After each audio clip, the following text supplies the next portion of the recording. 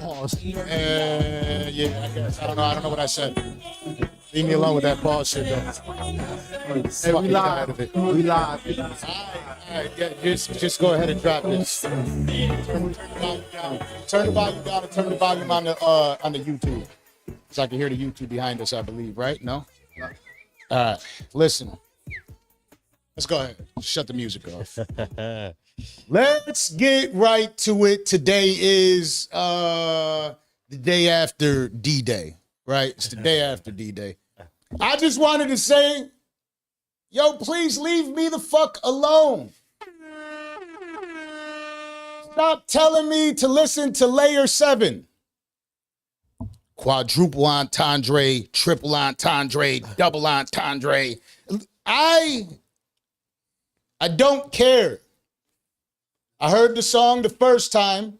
I thought it was good, right? I understood there was multiple layers to it. I listened to it again.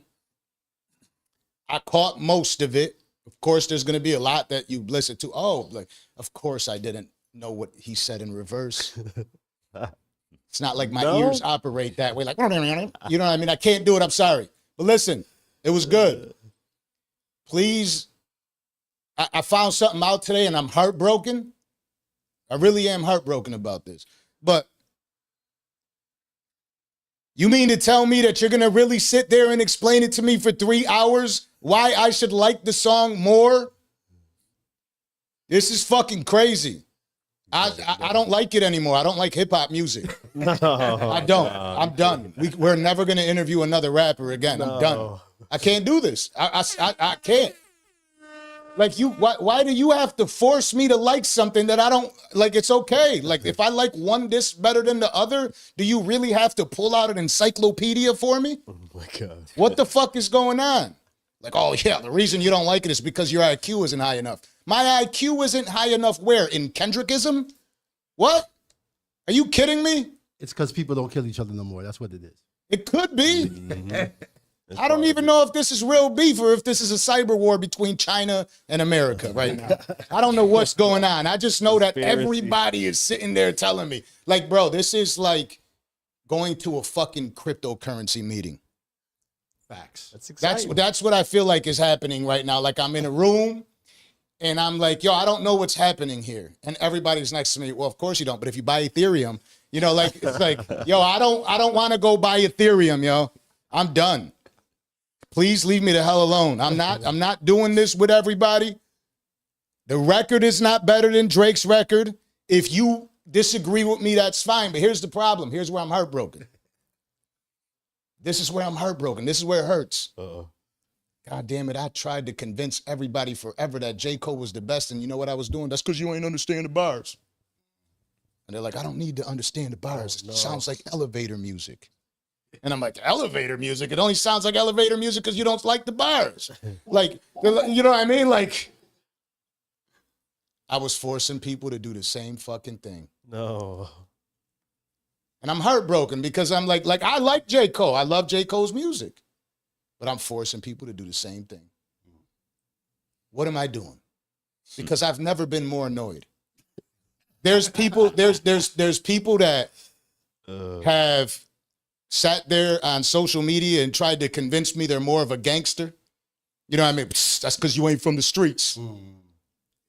Listen, I've made every effort in the world to stop saying the N-word, right? I'm Puerto Rican and Dominican from the east side of Buffalo. I said that shit for the first 35 years of life. I wanted to switch it up to kind of set a better example for everyone. If you legitimately think that they're about to stop Drake, this is where it gets weird because look, the man's black, right? His dad is black from Memphis, was like a blues singer, some shit like that, right? Yeah.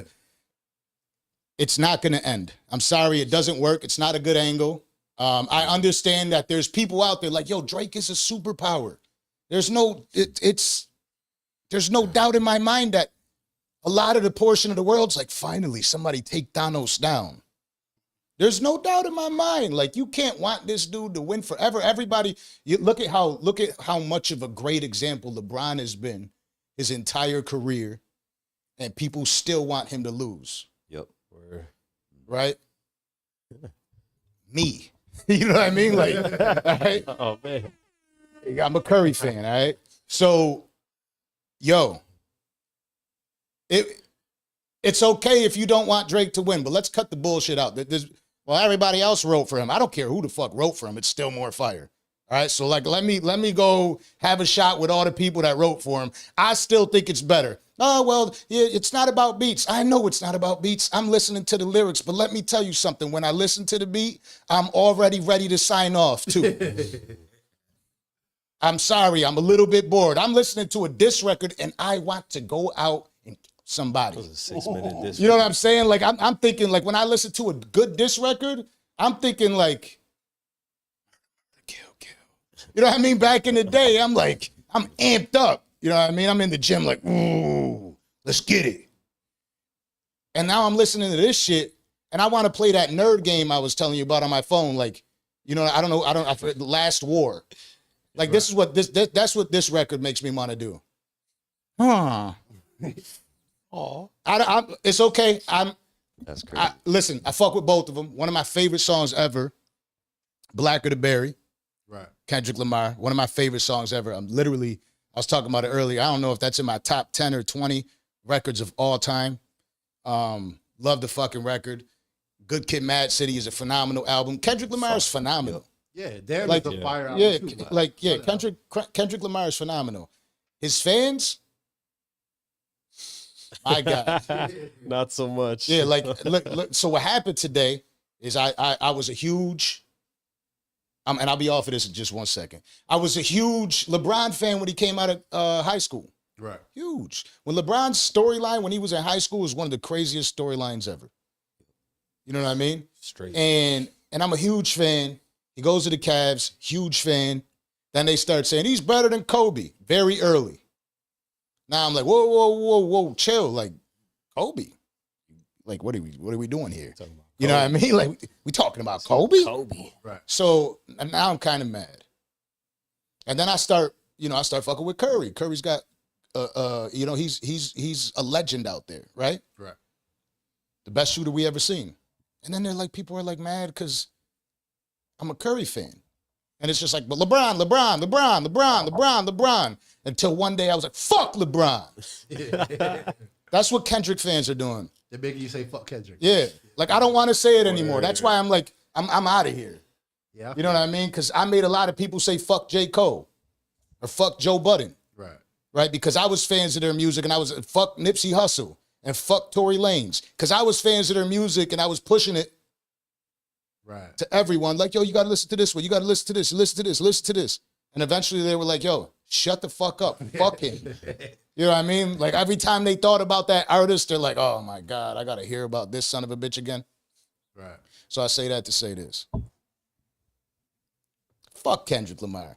I'm trying to listen to that shit. Get the fuck out of here. Fuck his fans, too. Leave me the fuck alone. Just for today, though. Kendrick, I'm a huge fan. Fuck that. He's got great music, but not. Let me rephrase it. Not a huge fan, but I'm a fan. I fuck with him. Just not this diss. He could keep that shit at the Wizard of Oz. Anywho, this is the Danza Project, season 2, episode numero 8. Episode 8. Orlando, I appreciate you. We got my guy Mac Method Fitness in the building. Builds, baby. You heard? Welcome to the Danza Project. How you feeling, my brother? It's good, brother. And then I got the greatest fucking co-host in the world. I promise you. Y'all don't even know yet. Like this whole thing that we got going on. We're just getting started. You know what I mean? Wait until like y'all see how much people this dude is beating up on a day-to-day basis. You can be like, oh my God, you know what I mean? Like the Island Boys shit made me famous. Right? Like everybody's like, oh, he's gonna beat up the Island Boys. 100 combined weight of 260 pounds. You know what I mean? Like, okay. But this is what it is. Like it always takes like certain little steps to be like, oh yeah, I fuck with that guy. You know what I'm saying? Right. That's funny, bro. You know what's funny? I was actually training one of my clients. He told me not to say it, but fuck it. He was actually training one of my clients today. He's the one that slapped Island Boys. Oh shit, with the guy with the braids. Kid with the braids. Who was it? When I just seen Which time he's been slapped? No, because I think just seen it twice now. recently with Oh, what's the recently. kid? This was like 2 years ago. Really? When it was at their house. Oh man. Oh shit. Yeah, it was Slapped like the him one up? that went viral. The first one, yeah, he just slapped them in their house, and then Oh man. Well, that's what the world knows. So Kato, man, what's good with you? Hey, When are man. you gonna slap somebody to get famous? Hopefully never. I don't want to have to slap anybody. I feel like, time to time trouble will find you. But other than that, I'm not looking to hurt nobody. I'm a Slap nice is so guy. disrespectful. Well, that honestly, a slap is if I want to get you, if I'm trying to trigger you. It's 'Cause- like it means more than just a punch. I wouldn't punch you and stop. If I punch you, it's on it. You know what I Right, mean? because A slap is Well, like, slap's I more challenge you to a duel. It's like, a slap Do is like, something. you ain't gonna do shit. Yeah, That's what slap is. you ain't gonna do shit. Yeah. You really ain't gonna do shit because a slap is different from a punch. A punch Man. means like we're gonna fight. A slap means I don't think you finna do shit. You finna eat the slap and walk away. Slap is Kendrick kind of Lamar just challenged Drake to a duel. But listen, my guy. What do we go by? Mac. yeah. You got all the celebrities with you. So you're a what would you say? Because I like the way I would try to explain people to who you are. I say he's a celebrity trainer Right. because you got pictures up on your profile with Tank Davis. Right. You know what I mean? Aiden Ross. You know what I mean? Like Right. I mean, Tell the people we who gonna to listen be all the honest with you, clients. it's funny because I feel like that title has a stigma to it. So I don't really like when people say celebrity trainer because I know a ton of people, on social media, a ton of people locally that they put that in their biography, in capital letters, and Yeah. then it ends up being who they are. You know what I mean? It's like forget all that I've accomplished to get where I'm at. I'm a celebrity trainer now. This is my name. This is who I am. For me, it's like you're using those people to give you your reputation, versus like the real credibility is what it took for me to do and accomplish in order for me to get those celebrity clients. So I just say, hey, look, I'm a successful trainer. I'm a trainer. I even say, look, I'm a businessman. I got multiple businesses. I'm a trainer, but I also got, online training. I also have a mentorship where I teach other trainers how to grow their brand, how to grow their business properly. So, I got a couple of things going on. So it's not just one thing, But yeah, man, I mean, I've been blessed enough to have a bunch of celebrity clientele. And it's just been growing more and more. And organically, as you step into that, in that industry, you step into that, type of clientele, it's like a domino effect. It just keeps going. Yeah, word of mouth is everything. Word of mouth is everything. Yeah. Word of mouth is absolutely everything. But it's like I tell people, word of mouth will, open the door for you, but it won't necessarily allow you to step in and stay in there. Facts. Nah, that's something that is overlooked as well, especially on the personal trainer front. A lot of people don't have the business acumen. Correct. All right, so I learned how to exercise people and even, work and train people and spot Correct. people and so on and so forth. But how are you going to handle that money? How are you going to make sure you get that LLC, file your taxes, get your certs in order? Are you going to make sure you're licensed and insured or, little Correct. things like that? Especially if you have dreams of opening a space. Correct. Now you have to have so much different responsibilities of the people in your facility and the things that you have operating in that facility and the people that you hire and so on and so on and so forth. It's so much deeper than, hey, I can give you a good workout and a teach you good how to nutrition plan. It goes so much further than that. And I tell people all the time, it's like you, if you're not able to handle the back end, you become a slave to, another gym. You become a regular trainer 9 to 5. And I tell people all the time, it's like, what separates me is not, I got the best workout routine, I got the best nutrition plan, I got the best facility. No, it's the fact that I know how to properly orchestrate the business ends, and maximize what I'm doing. That's the difference. Yeah. So how did this start for you though? Like, was it a transformation? Because I seen the transformation pics that you've posted of yourself, Yeah. right? So like, is that how the love for all this began? So I've always played sports my whole life. I played sports growing up my whole life. I have 3 brothers. We all played sports our whole lives. My dad was a Marine. Basketball. I played everything. To keep us out of trouble, they put us in every sport. Especially if you got brothers. Yeah. Everybody's like, all right, fuck it. Bro, we're all a year apart. It's like destroying the house. They're like, let's put them in something. So played everything up until about high school. I took basketball serious. I ended up playing college basketball my freshman year. And that's really where like the love for fitness grew and became more important than the actual sport, like strength and conditioning. And Preparation. yeah, just like the grinds to get in shape for the sport off season.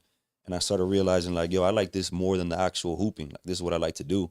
And I started doing it, training for real for 4 or 5 years. I trained. And then people were coming up to me constantly like, hey, can I work out with you? Can I work out with you? You know how it is. Yeah.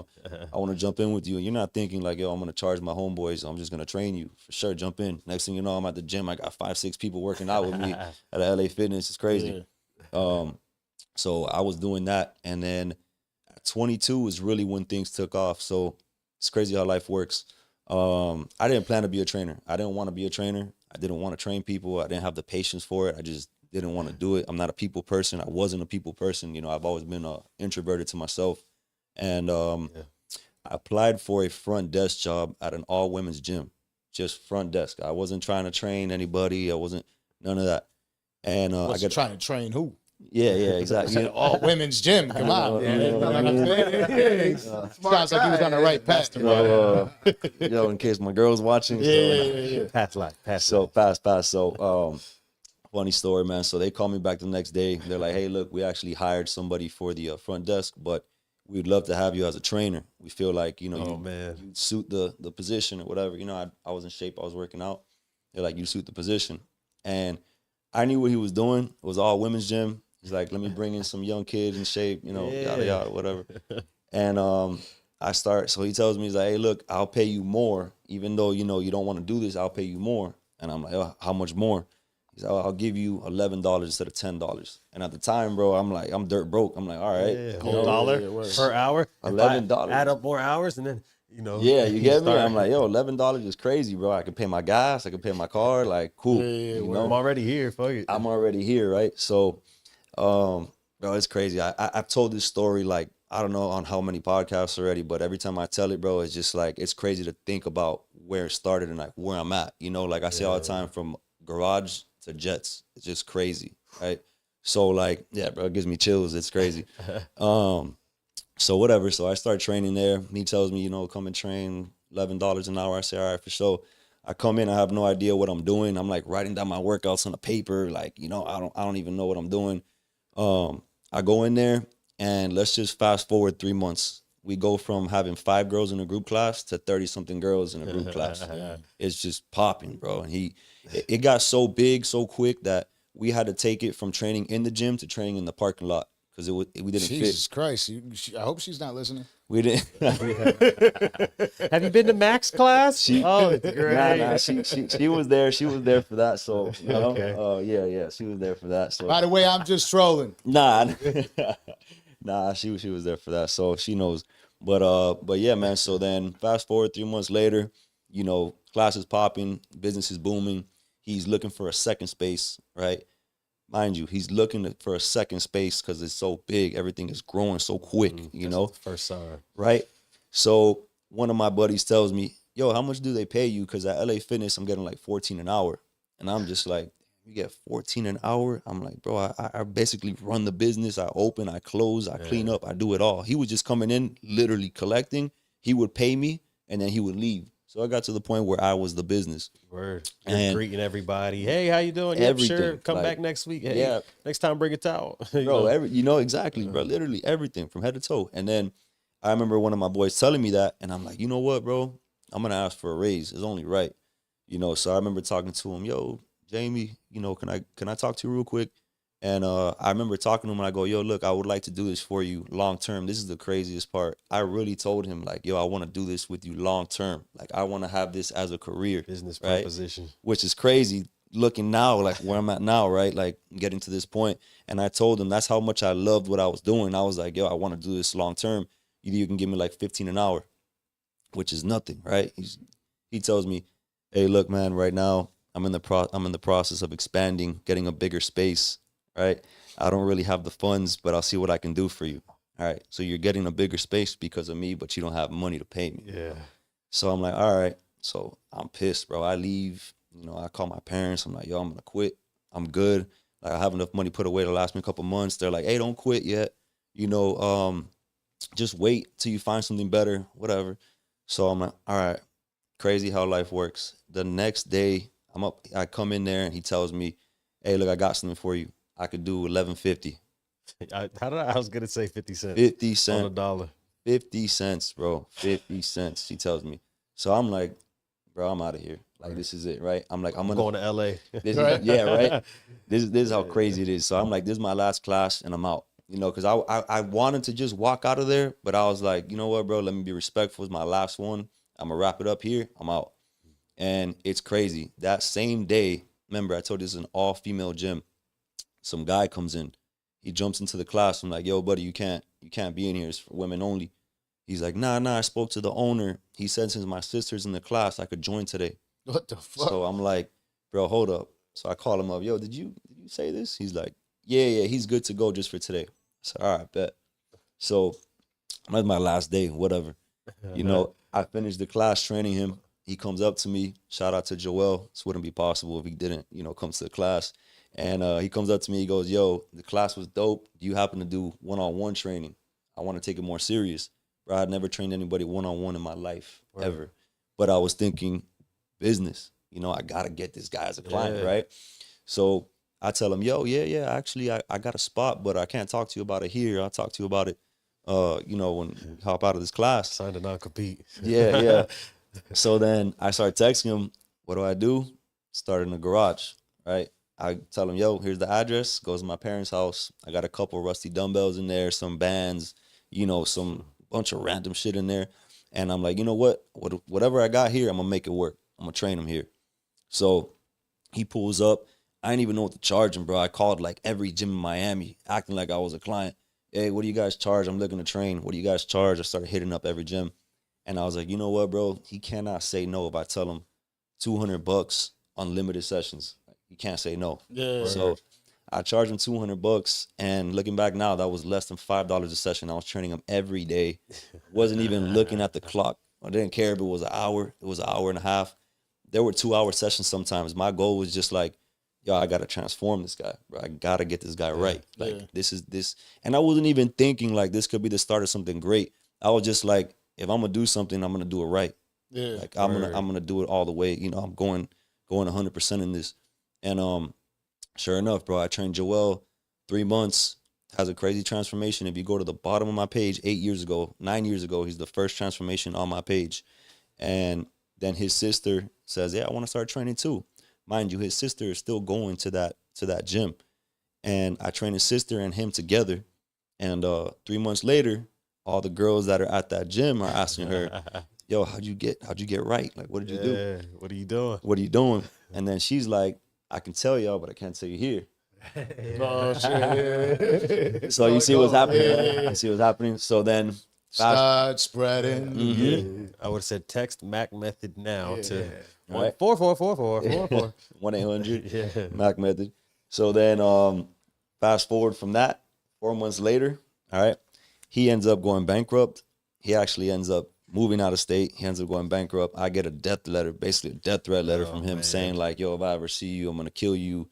This. I found out from this girl that you took all my clients. And it's funny because I had like 30 something girls in my parents' driveway. It was like a factory. Hello. It was crazy.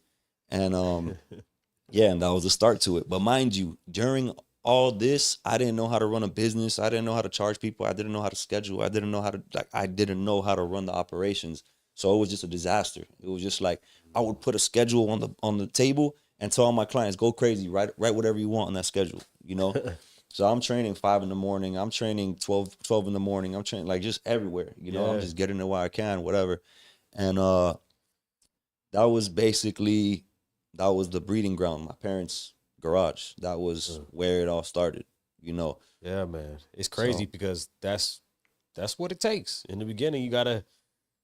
I'm sure there's a lot of people out there that want to do what you're doing and what you did, and they limit themselves to, I only do it 3 days a week. That's all and I can only do between here and here. You're like, I'm gonna do whatever. Let's fill this calendar up. Fill it. I got a 1 to 2. I got a 3 to 4. I got to Fill it. Basically build it that way. You did whatever you had to do in the beginning. Exactly. And you know what the best thing that could have happened to me was? Before I did this, I had 13 jobs before I did this, right?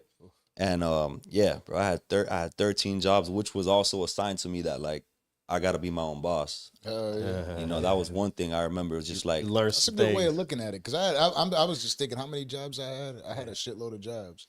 bro, I never thought of 13, it that way. 13 jobs. And I was just, I don't know what it is, but I've always had that, like, that feeling where, like, you can't just step on me. You can't treat me like another number, you know? Word. So yeah, bro, I had 13 jobs. I'm talking about, bro, I worked stocking cans in Winn-Dixie. I did valet on Fountain Blue. I did, bro, handing out parasails, 8 hours in the sun, blazing sun, you know, bro, anything you You can. get jealous of the people out here. I was and they just tell gonna me- say the Florida jobs actually don't sound so They don't bad. sound bad at all. Like, Bro.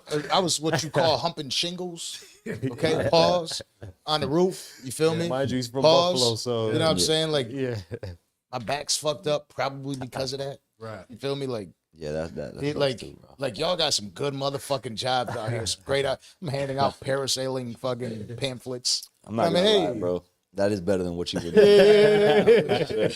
And they doing it in the snow and all type of wild Yeah, shit. but Yeah. I like the shit sounds kind of cool. I'm like, Nah, how but- much you know what I mean? Like I'm just saying, as a young man, you're handing out parasailing pamphlets, probably right? Like, Nah, it was actually like the whole kayak, like what do you mean? the whole Like jet the ski whole tours, you're selling the whole it was experience. paddle boarding. My fault. Paddle boarding. You were doing the paddle boarding? No. So I would give the paddle boards, and I'll give I stack them all Okay, up. yeah. Yeah. Oh, okay, I got you. Yeah, Yeah, my I know bad. what you Not mean, yeah. parasailing. It was paddle boards. Yeah. So, Nah, yeah. but like that shit is still is pretty dope. Like you got opportunity to pull shit back then. You know what I'm Yeah. saying? Like because Yeah, that's everything that was important for us as when true, we were too. young men. Yeah, I don't know. man. Like you obviously weren't in a relationship for the last 20 years. Nah, right? nah, All right, nah, cool. nah. Because like I don't want to be getting him in trouble with his girl. I'm like, you know, it's Great 5 years ago. interview.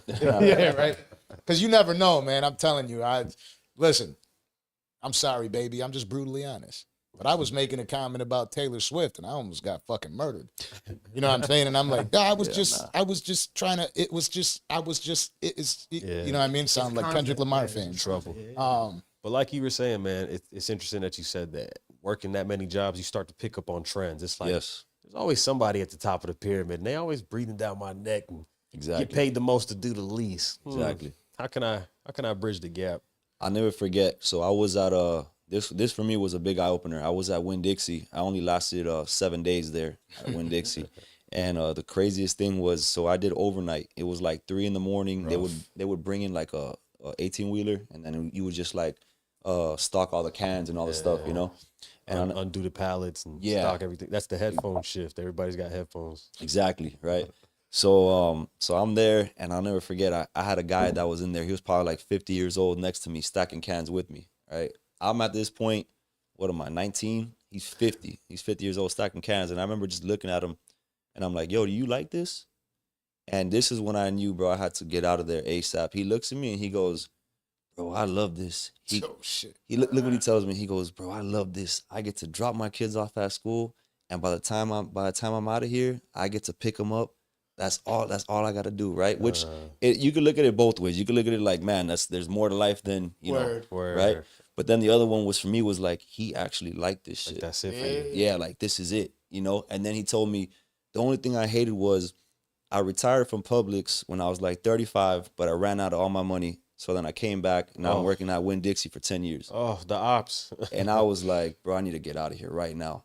And Yeah, word. yeah, Smart decision. yeah, bro, like, this right ain't now, it. like, Yeah. I need to bounce right now. And that was just for me a big eye opener. I ain't doing this. I had a similar experience, man. I used to sell cars. Sold cars for 2 years. That was enough for me. I'm not even like a big car guy, but I figured there was an opportunity to make a little bit of cash. My boy was one of the managers. You know, I have a foot in the door. Right. And I'm in there and I'm working these long ass hours, boy. Anybody who's ever sold cars or just sales in general, you work long hours. Anybody who's self-employed, you work long hours. And one day it was the same thing, man. I was having a long shift, looking at where I'm at in the month. Don't have a lot of cars out. I need to sell some more, so I ain't leaving anytime soon. I'm standing next to this guy. I used to do real estate. It's another guy. I used to have a marijuana grow up. Another guy. I used to own this, and I used to have nightclubs, and I used to, and everybody I used to. And so I'm looking around. I'm like, this is a place where people end up. It's not a place where people strive to be at. Last resort. This is where everybody who used to Right. it said, well, I can still do this. So I was like, I don't want to end up here. Like, I want to be somewhere. Like that shit deflated the fuck out of me. And just like you said, you enjoy this shit? I live for this. I said, I gotta give me the fuck out of here. This is my last fucking day, man. Wrap this shit up, man. Yeah, nah. And it calls for change. It gave me a reason to say, this isn't it for me. And this isn't all that I'm gonna settle for, man. Exactly. That's fire. That's a big moment. I think everybody needs a moment like that, Where you just we used to look up, right? Like when you get a job, in a sense, the first thing you do is like, that's my manager, and your manager's like the rich one. Yeah. You know what I mean? He's getting $14.20 an hour. Yeah, he gets the big. You know what I mean? Like, yeah, so like, and they flex too. Like they flex that position. Hey, don't fucking fold those clothes. You're out of here. That's crazy. And like I was, I started off working young, like too young, you know what I mean? Just kind of like to get my family a pizza when I lived in the hood. You know what I'm saying? Like I'd cut the grass at the pizzeria and I'd be able to get like a large pizza with 20 wings, bring it home to the family. I was 14 years old. It was like little, hood shit. Right. And it was cool. And then, like had the little jobs, little donut shop, Tim Hortons, you know what I mean? It's like a Dunkin' Donuts. Yeah. And I was going through that level, but I started selling drugs kind of young. You feel me? So now when I'm getting jobs and I'm listening to them tell me, like, it was on the low, like it was nickel bags and dime bags. Right. But I felt good with my $225 extra dollars a week. You feel me? And like you got these people telling me, hey, make sure you hurry up and I'm like, what kind of shit was going on? And the day I had like that it moment for me, got a pizzeria, snow, roof caves in, right? Like not crazy, but there's water everywhere. It's literally leaking. And they're like telling me, like there's electricity all over the place. The water's dropping right next to it. And they're like, come on, hurry up and make the pizza. I'm like, the fuck you think I'm gonna, what am I gonna get electrocuted making a pizza? Right. And they're like, come on, you gotta hurry up. And I'm like Tony Montana, I retire. Fuck this pizza. Yeah. You know what I'm saying? Like, make it yourself. And that was like the moment I realized for me, young, like I can't do this. And so any job I had after that, it was under that realization. As soon as I got pressed, I was the most egotistical bastard ever. What? Fold those pants. I don't need to fold shit. Yep. So you go from that realization and what made you actually sit there and say, I'm going to go start a business? Like, you know what I mean? Like what made you, because you got clients, right? You still got to turn it legal because I'm imagining at that time you're just taking money. Yeah, at that point it's just like, pay however you want, there's no real structure to it. Yeah.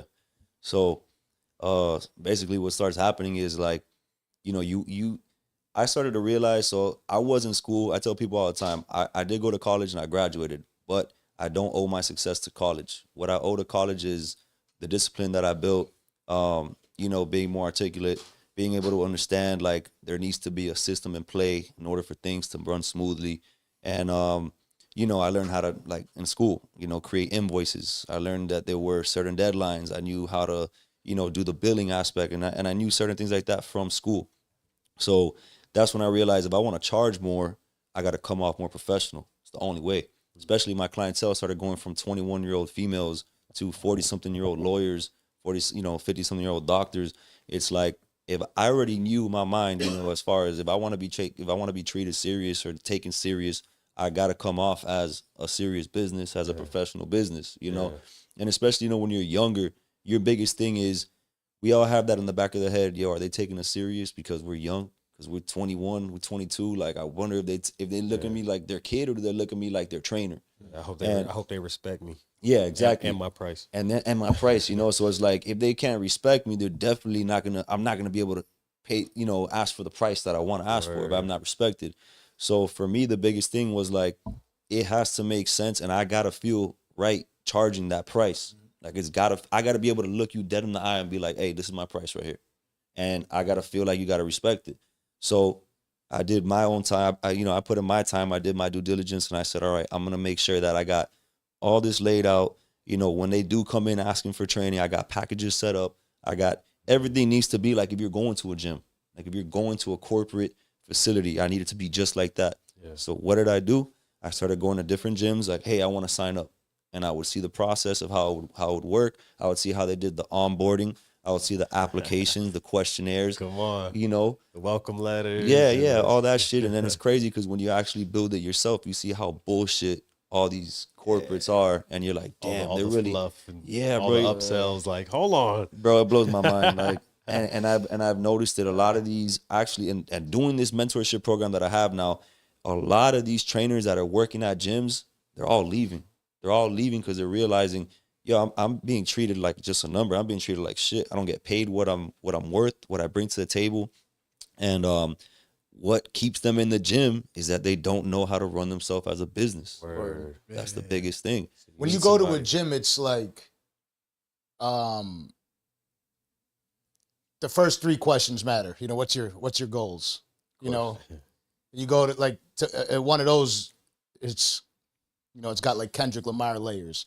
It's like they're a level 17. Well, you know, how much do you run a week? Do you smoke cigarettes? You know what I mean? They ask you things like that, and then I started to realize something. So by the way, I'm gonna keep trolling all day.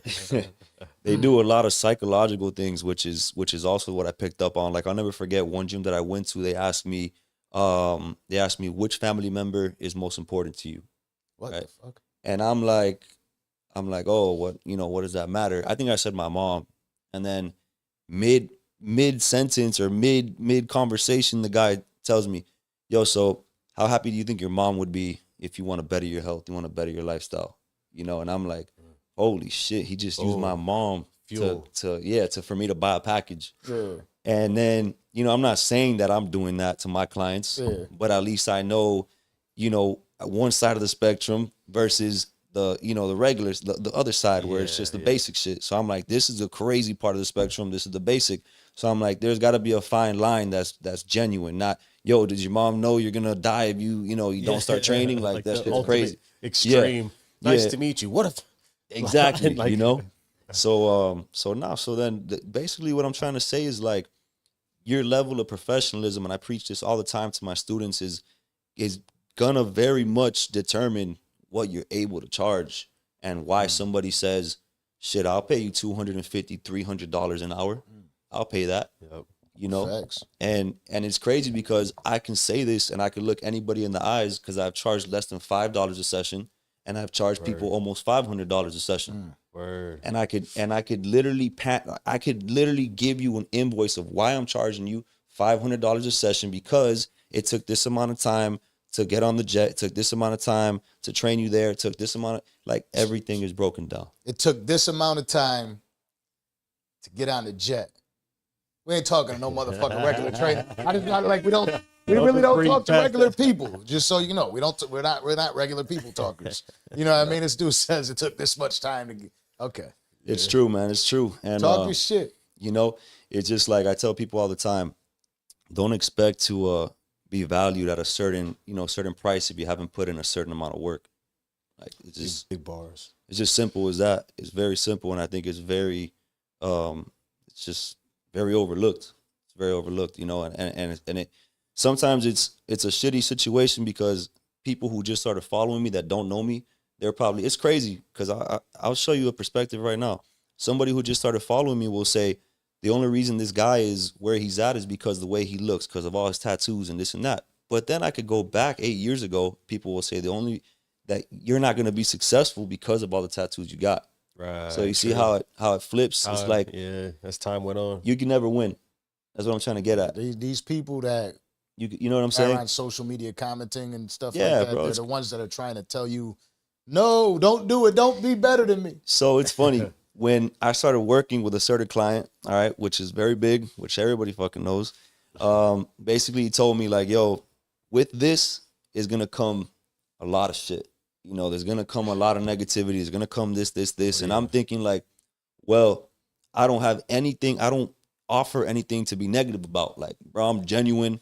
Everything I have has been earned. All my shit is earned, everything. You know, I'm not a millionaire yet, but I'm definitely not broke. You know, I've gotten where I'm at because I've put in the work. My family is hardworking, middle class. You know, my mom works in the bank. My dad's a firefighter. All my brothers are firefighters. Everybody's honest jobs. Yeah. You know, so I'm the first one in my family to live a life like this where it's all risk every day, where it's just you bet on you. So for somebody to like, you know, just start following me and say like, yo, this guy's lucky, bro. Look at him. Look what he's doing.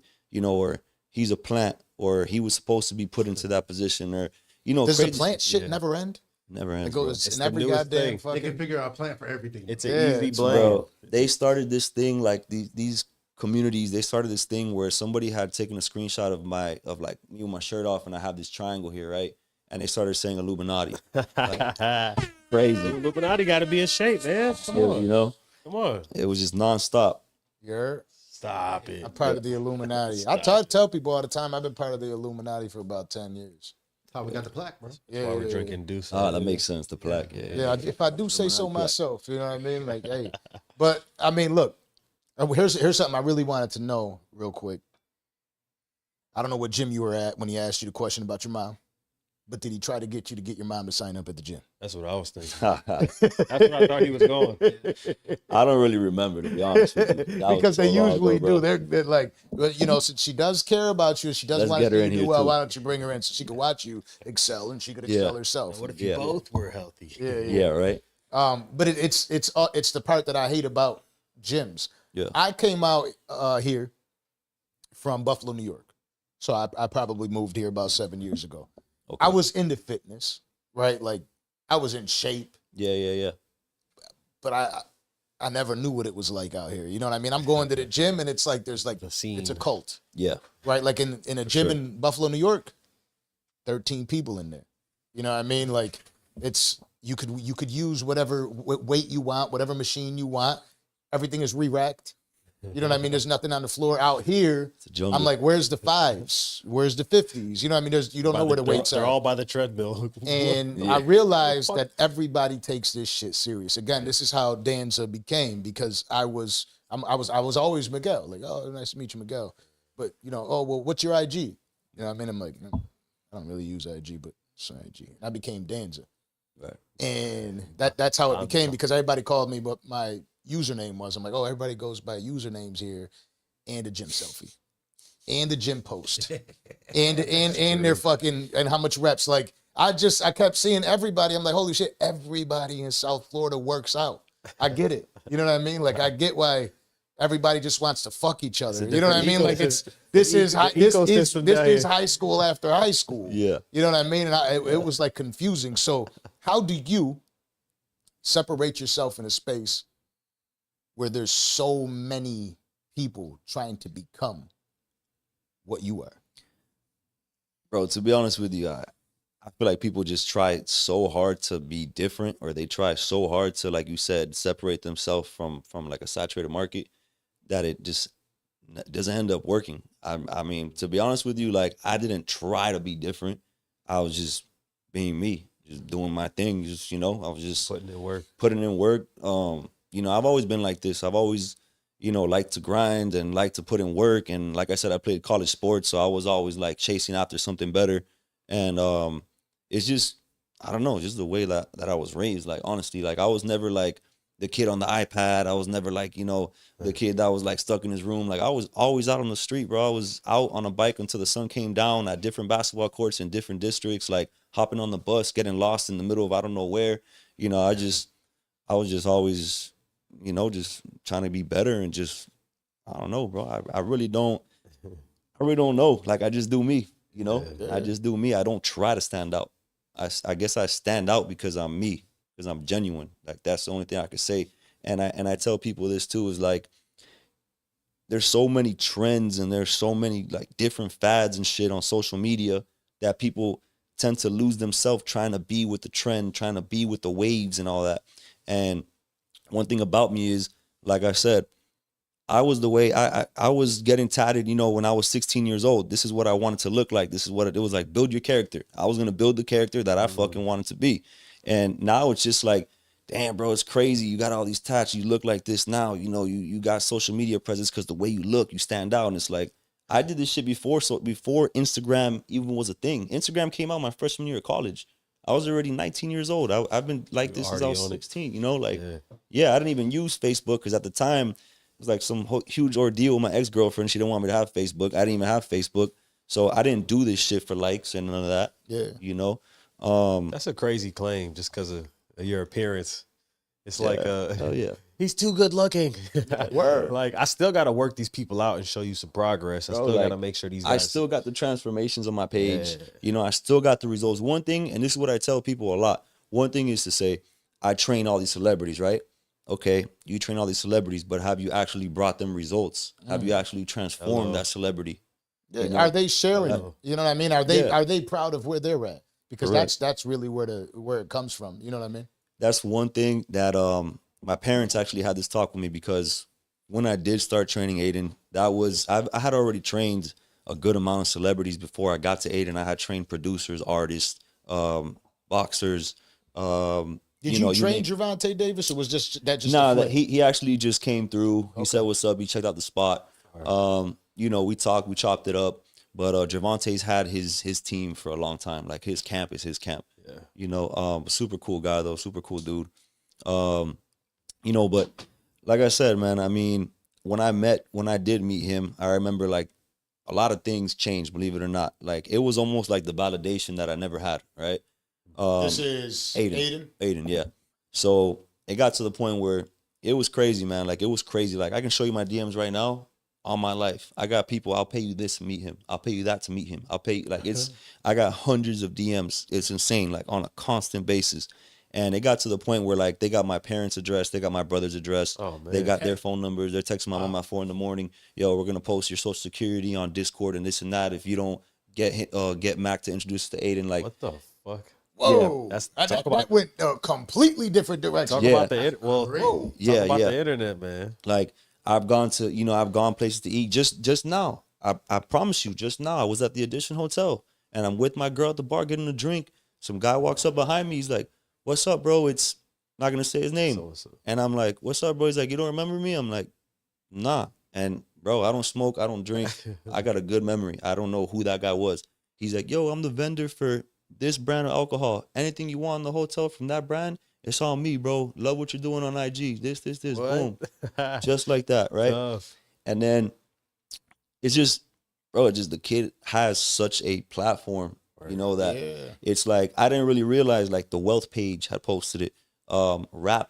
Rap, the page, Bars had posted it. Like it was just Those one name everywhere. pages are huge. Yeah. Okay. Yeah. If you know how Instagram works, if you have like a 3-letter, 4-letter name, you're out of there. You know what's crazy that you're saying that? All right. real. So I tried to get the name Mac, right? Just MAC. MAC. Bro, they wanted 50 grand. Yeah. for You that got to name, fight bro. Mac Tools. You got to fight Big Mac. You got just 50K. everything. Bro. I was like, I'm doing well, but not that well, bro. For a name. For a name. For a name. Yeah, well, because it's as expensive or as important as a domain name, like for your website. Right. And, It actually has like a psychological like benefit for like a business and for like branding and stuff like that. Oh, yeah. Yeah, it does. One word name. Yeah, it does. Absolutely. That's It why does. Chase is just Chase, you know, not JP Morgan Chase. It's not as easy to market or put on a shirt. True. Absolutely, True. yeah. Very true. Is social media where you get most your business? Social media is where I get, well, okay, there's a balance to it. There's like a median. So I do get a lot of word of mouth referrals. I get a lot. But now with the power, like now with the presence that I have on social media, I get a lot of applications, a lot. I'm talking like 50 to 60 a day. So Fire. Mac Method is no longer one trainer. It's actually 3 trainers now. Congrats. Thank you. Yeah, I know. I actually hit him up because I was looking for a trainer. Because I gotta get back in shape, man. go. After the Island Boys almost beat the hell out of me. It's But no, hard to I gotta like Aldo, Iron University. Yeah, Aldo. Shout out Aldo. He is the first person that I hired as a trainer that helped me get back in shape to where I was like actually fit, because my spine is destroyed. Right, I had a bad injury when I was younger, and it kind of just lingered on most of my life. I heard he was a great trainer. He had his own gym. I started working out there. I ended up like kind of getting back on my feet again. I was able to work out. I was damn near like in competition shape. Right. And then like slowly but surely, it's kind of like starting to get back. Like I don't want to go to the gym no more. My back hurts. You know what I'm saying? So I ended up hitting you up, and that's where I kind of learned. I'm like, damn, you got this trainer and this. You know what I mean? Yeah. But I'm too famous. I can't. I can't train with right now. I'm joking. But you know, and the reason I asked that is because a lot of social media is huge. Yeah. Right. Yeah. But when you're really doing well, word of mouth. Yes. You know what I mean? Because you're talking about, like, you could really, you're hand selecting who you want to work with and who you want your team to work with. Correct. And you're not just picking up any Joe Schmo. You got to. So what's the process of? This is one thing I could tell you is, so, and I'm at the point where I can proudly say it. You know, I paid my dues. That social media definitely brings in a ton of clients, especially the online clients, especially the students. They're all over the country. But I could get rid of social media tomorrow. Right now, I can get rid of social media. My business is going to be fine. It'll be great. You know, 'cause I have enough word of mouth and referrals where, you know, I don't need it. Absolutely, am I grateful for it? Hell yeah. But I don't need it to survive. I don't. I mean, look, when I first started doing this, there was no story on Instagram. That's one. There was no 15-second videos. They hadn't even made the 15-second videos yet. You remember when it was 15-second videos? All it was like, yo, take a picture. I hope it's a good one. Just pictures. That's it. Literally, that's it. So it's like, if I was able to do it at that time with no connections, no network, no relationships, no plugs, none of that, I'm fine. You know? Damn, man, it really, these social media platforms really came a long way. Cause I forget that was even a real thing. Like, you know what I mean? I definitely joined Instagram late, but like still that is how it started. You know what I Just mean? It's pictures, stock filters. Yeah. No Facetune. Like 3 filters on it. Yeah. I remember that. But you would put your sandwich on your main page, like lunchtime. You're not lying. You're not lying. Yeah, feed was a story. No stories. It's true. So that's true. Who would you say is the client that like changed it all for you? Like once you got that person, it was a wrap.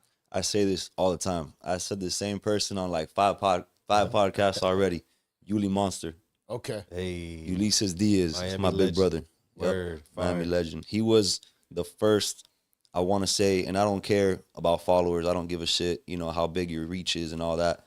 Bro, he to me is the biggest celebrity because he blessed me and he believed in me from day one. You know, like he treated me like where I'm at right now, you know, 4 years ago. He treated me like that. And that's my brother for life right there. So he basically came, I met Yuli at an event where we help feed the homeless. Okay. So he was doing a feed the homeless event. He does a lot of stuff like that. Yeah, I noticed. He does. And then one of his boys was my client, Serge. He invited me to that event. He's like, yo, this is good PR. You know, it's a good reason. There's a good, you know, backing behind it, whatever. Some connect, man. Right. So I ended up going to that event. I meet up with Yuli. You know, he was cool people from right from the beginning. You know, we connected. And then I remember even though he's a scary guy. Yeah, okay? Yuli so people like, oh man, I can't imagine seeing Yuli the monster in person, you know, but you get to know him. He does have an amazing heart. He does. So, you know, so then it's crazy. Like I remember 3-4 months later, he had this really big fight on TV against Thiago Alves. It was the bare knuckle fight. Like it was a championship fight. And I remember watching this. This is crazy. And it's crazy because this exact scenario has happened to me 3 or 4 times with other celebrities that I've trained. Watching them on TV, I'm like, yo, this is crazy. This guy's a fucking animal. This is crazy. I'm watching this, right? I'm like, this is nuts, right? Mind you, I like, bro, I literally like, yo, this is the guy I saw like 3 months ago in person. This guy's on live TV. This is crazy, right? Title fight. A month after that fight, right? I'm watching this fight. That's the first time I'd ever seen bare knuckle. A month later, he DMs me. He's like, yo, Mac, what's good, bro? I want to pass by your gym and check it out. I'm like, damn, dope. Let's go. He's going to come through. I'm going to get some content. You know, he's going to take a picture in here with Yuli Monsters. It's crazy. He walks in and he's like, yo, this is dope. He checks it out. He's like, damn, this is crazy. He's like, when can we start? And I'm like, I thought you were just stopping by. Hold I was on. like, what you mean, when can we start? He's like, yeah, bro, I'm looking for a new strength and conditioning coach. I was like, yo, you serious? He's like, I'm dead serious. And I'm like, you want to start right now? He's like, I'm ready. Shoes tied, ready to go. Fire. I was like, let's get it. Shit. And he was warm up, baby. Let's go. This was his first workout in like almost 2 months, right? Like month and a half, 2 months since that fight. So he was like, you know, out of shape at that point. Yeah. So I remember just giving it everything, bro. I killed him. He ends up throwing up like 20, 30 minutes into the workout. Yes. He comes back. He's like, yeah, this is what I needed right here. This is Kick it my right here. ass, I was like, coach. let's get it. Yeah. And bro, the rest is history. We started training. I trained him for 3 months. He treated me like if I'd been doing this forever, bro. He had me walk out with him. He had me in his corner in the ring. You know, he introduced me to everybody. I remember him. Feeling, man. He was, bro, like he introduced me to everybody. Like if he was honored or he was blessed to have me. Yeah. You know, he's like, yo, y'all know Mac? This is Mac. And I'm like, But that's the thing, he was. That's just crazy, hard for you bro. to accept that. yeah, it is. Nah, you're right. Word. You're right. Word. And bro, I just remember being like, yo, this is a crazy opportunity. And of course, the story couldn't end any better, bro. He gets a first round knockout. You know, Yeah, all that Clean. strength and conditioning, baby. cleans, bro. Not method, right? Blessing, bro, blessing. So That's amazing. first round knockout, ends up knocking him out, and then from there it just went crazy. From there it was just like, yo, y'all met Mac. I gotta show you Mac. Yo, you know Mac. Yo, Mac. It was just only in Dade, Miami lifestyle, just like everywhere, like posting me and shit. And then that's when the domino effect started to like trickle down. And I got a producer, Mafio, big time producer, produced for Akon, produced for Nicky Jam, produced for Aruko. He has major hits, major hits. Started training him. Next thing I know, I get a FaceTime from some weird ass area code. I answer, Russian. It's Russian producer, big time producer, another big one. Shit. Yeah. Wait. Russian is the name, right? Yeah, Russian okay, name. yeah. RV. That's a- RV. Jamaican cat? That's that dude's huge. He's a Jamaican. He's cat, worldwide, though, right? yeah, Jamaican, Yeah. Jamaican. I was just with him in Jamaica right now, yeah, Word. with Aiden and all these people. All right. Him But- and Mafia are huge. Yeah, huge. Yeah, Like international. Yeah. Mafio is huge too. They're big, bro. Like, mind you, I've always been into Pause, music. by the way, pause. I know, we got a lot of Harlem listeners. No Diddy. No Diddy. But We're actually signed to Diddy, and he just said that. oh, that's crazy. No, I'm fucking with you. He's all that crazy. You never know these days, bro. I've heard so many things and seen so many things, bro. You never know, bro. Trust me. Right. So then I had Russian. You know, after Russian, who did I get after that? I got Yasiel Puig, baseball player. Yeah.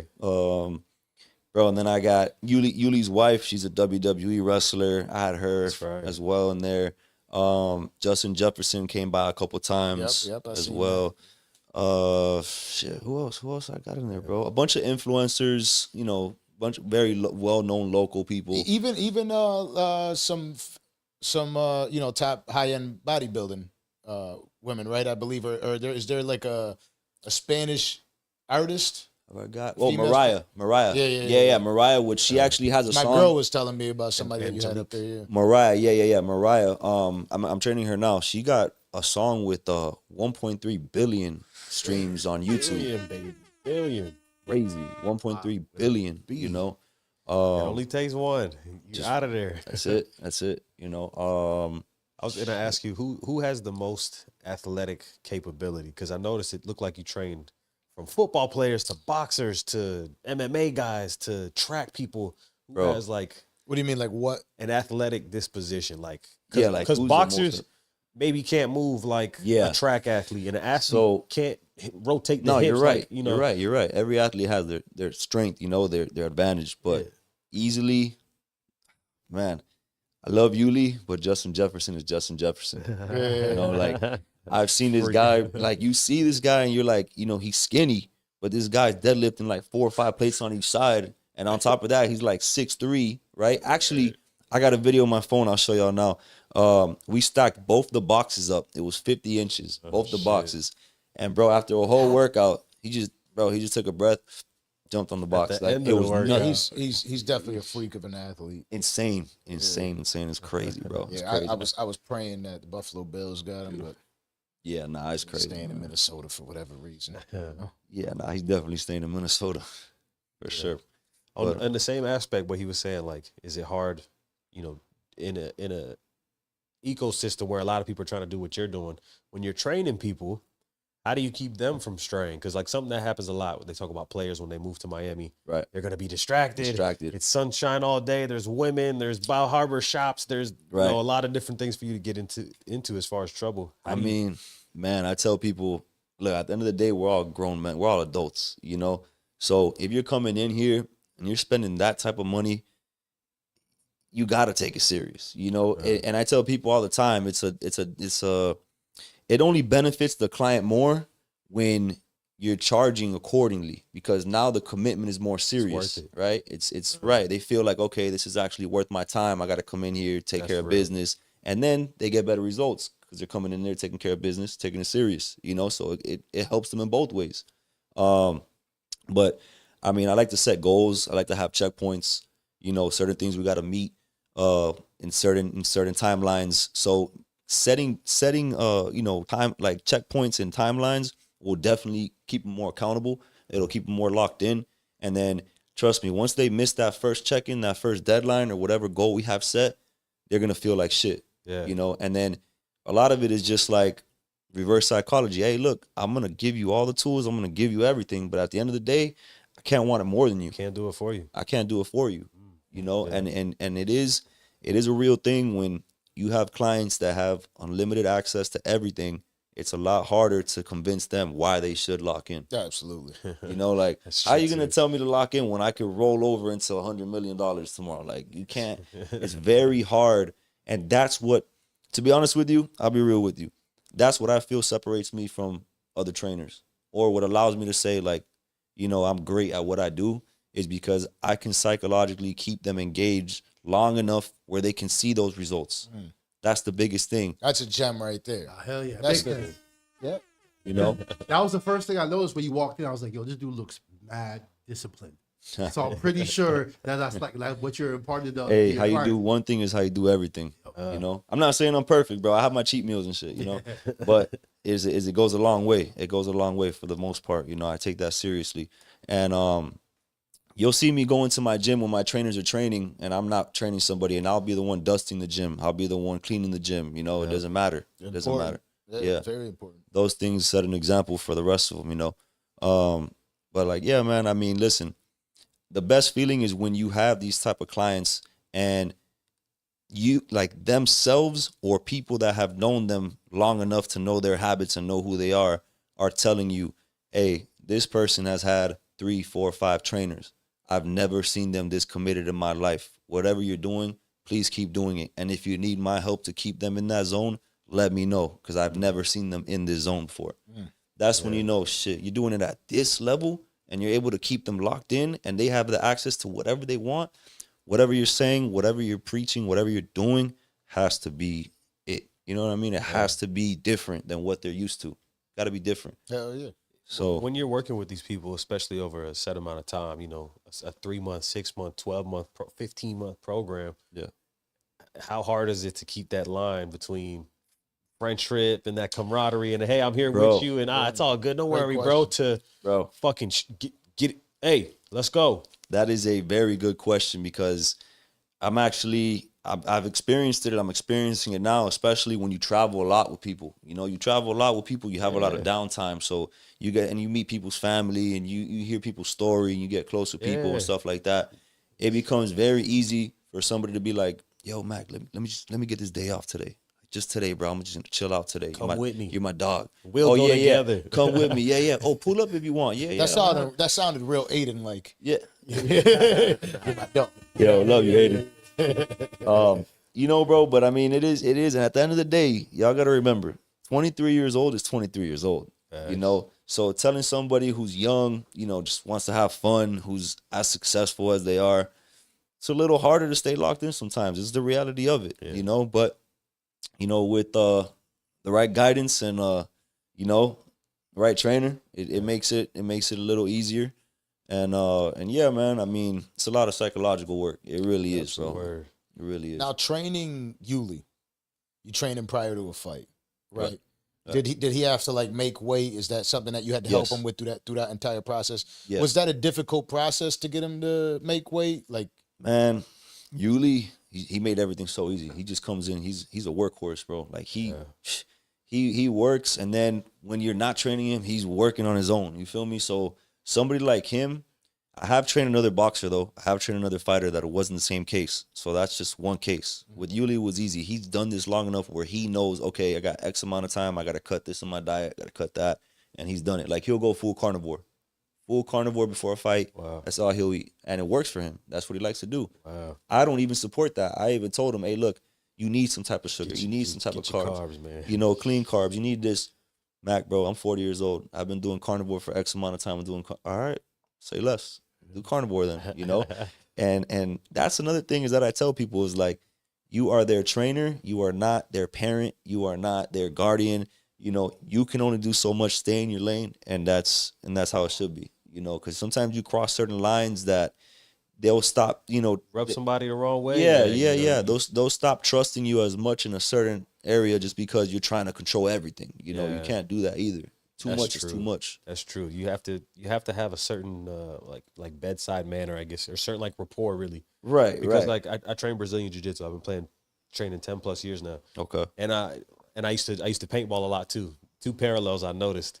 The more I try to hey, come play, man. Yep. Come on, come train. Come. The less they want to. The less they want to go. Yep. They think I'm either trying to say, nah, I ain't going with you, bro. You're gonna shoot me. You probably got a crazy. You probably throw me in an arm bar, twist me in a trap to it. Yeah, so it's like you have to learn a little bit of push and pull. Like, hey, I'm just trying to let you know we can go play.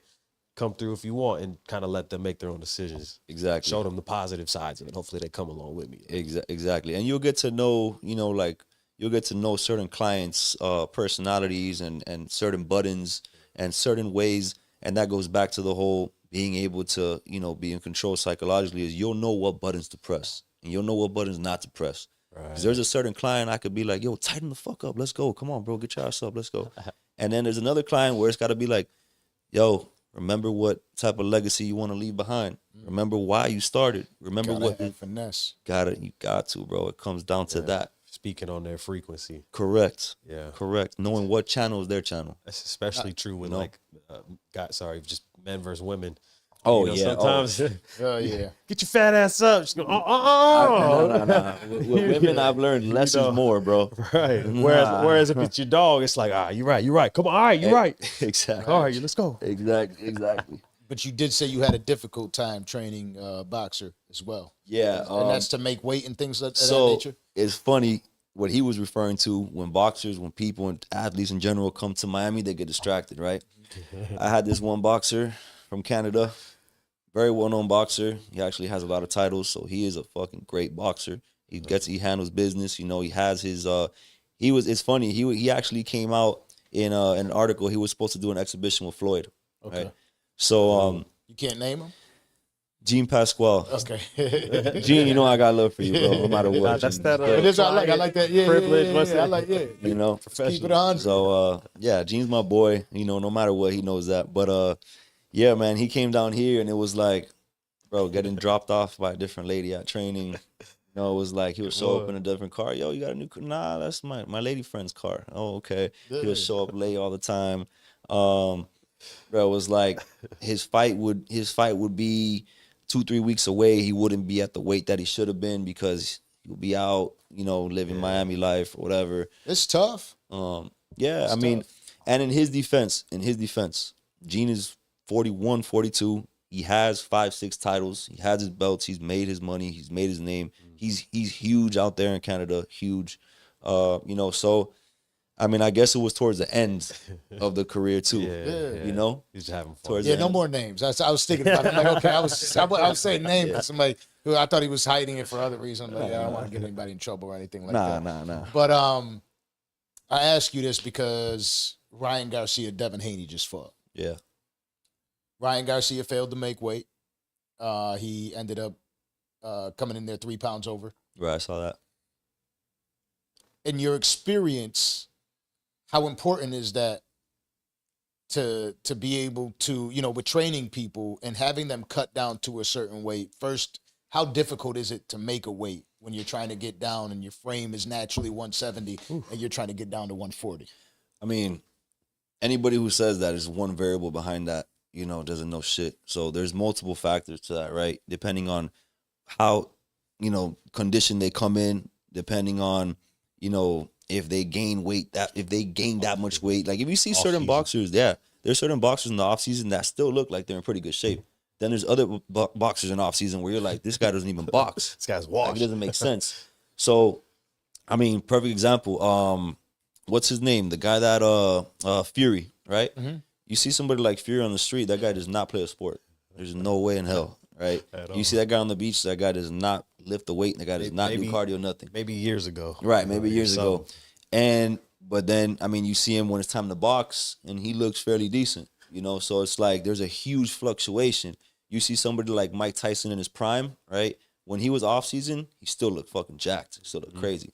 So I'm assuming for somebody like him to cut down, get in shape, it's probably way easier for this, like, versus this other guy, you know?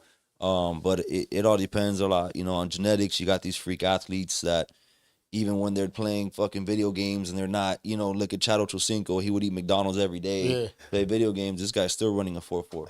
Shit makes no sense. I believe him too. There was a while where I was like, no way. I believe him. It's crazy. But do you think that played a significant role as far as like the depletion and between Ryan Garcia and For sure. And I feel like anybody who's an athlete can tell you, like, yo, I came in properly hydrated before this game. I felt 100 times better versus I came in depleted or I came in like off a shitty diet or a shitty meal or whatever. For sure, 100%. I could just tell. You could probably just tell when you have a good meal before a workout. Absolutely. You know? So, or you just came off a binger, you know, drinking 2-3 days on a weekend, then going to hit the gym. You know, it's a big difference. So if they're the same weight, if they both weighed in at 140, do you think it's the same outcome? Yeah, I put money on Ryan and he won, so I'm gonna stick with Ryan. Does Vegas let you keep the money? It's a good question. Does Vegas let you keep the money? Because now they're saying the reports are out that Ryan Garcia tested positive for PEDs. He's been live saying, you know, it wasn't me. Because if you cashed out cash, what are you gonna do? Shit, I seen syringes in the shower. It wasn't me. I don't know. You know what I mean? But like, but like, how does that work? Do they gotta chop people back out? Like, I don't know. I bet on steak. So I bet on steak, and you know, I got my money. I feel like the so only far, so reason good. I ever heard of steak was because of Aiden Ross, right? Does he have something to do with that? Yeah, he's part owner. STAKE. Because I don't gamble. Yeah. I don't gamble at all. I stay away. That's the bad thing. Fuck away. That's the bad thing about hanging around Aiden Ross, bro. Yeah. Nah. Yeah. Get me the Get fuck you hyped up. Like, That's come on, bro. You go into the casino, you're with Aiden Ross. You're like, well, he's gambling $1 million. I could at least put 1,000 down. Yeah. And then you lose that 1,000. It feels a lot different, you know. Cato probably just sent you a DM. He's like, "Well, get Aiden up here." No, no, get steak in here. That's it. Word, yeah. No, it's like because like you're seeing all this stuff go on about him taking PEDs, you training, you knowing about that. Right.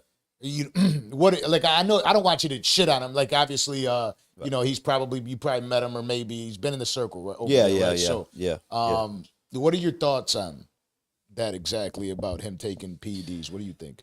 What's the first thoughts that come in your mind? I mean, the first thing I'm gonna say is this: they both agreed that the fight wouldn't count towards his actual record, right? Haney, he said that it wasn't gonna count as an official fight.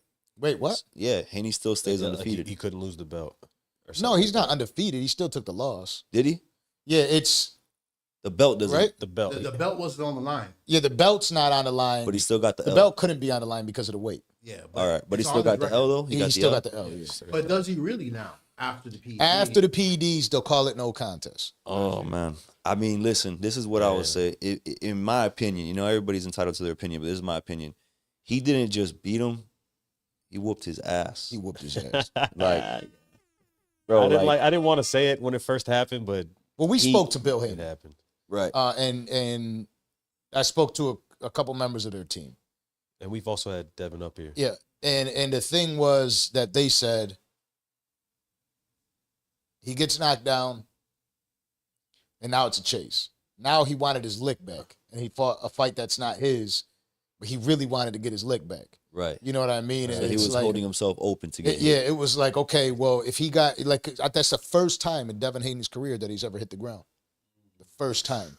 So now the only thing he could think of is the only way I could win I got to pop. knockout. if I put his ass on the ground. I got to turn the You judges. know what I mean? So you really did see him fight a fight that's just not his fight. But I mean, 6 knockdowns is crazy. It was 6? Wasn't it 6? No, Well, I think they didn't 6 count. is like them saying like the referee because they At were least 3 though. yeah. It Well, was right, I his think. knee hit Yeah, the officially. thing a couple times, but they didn't count all of those. Well, it was because they started like a wrestling match for a couple seconds. They were doing a lot of holding. They both did. They It was a did wild both. match. Wild match. Yeah. It was interesting.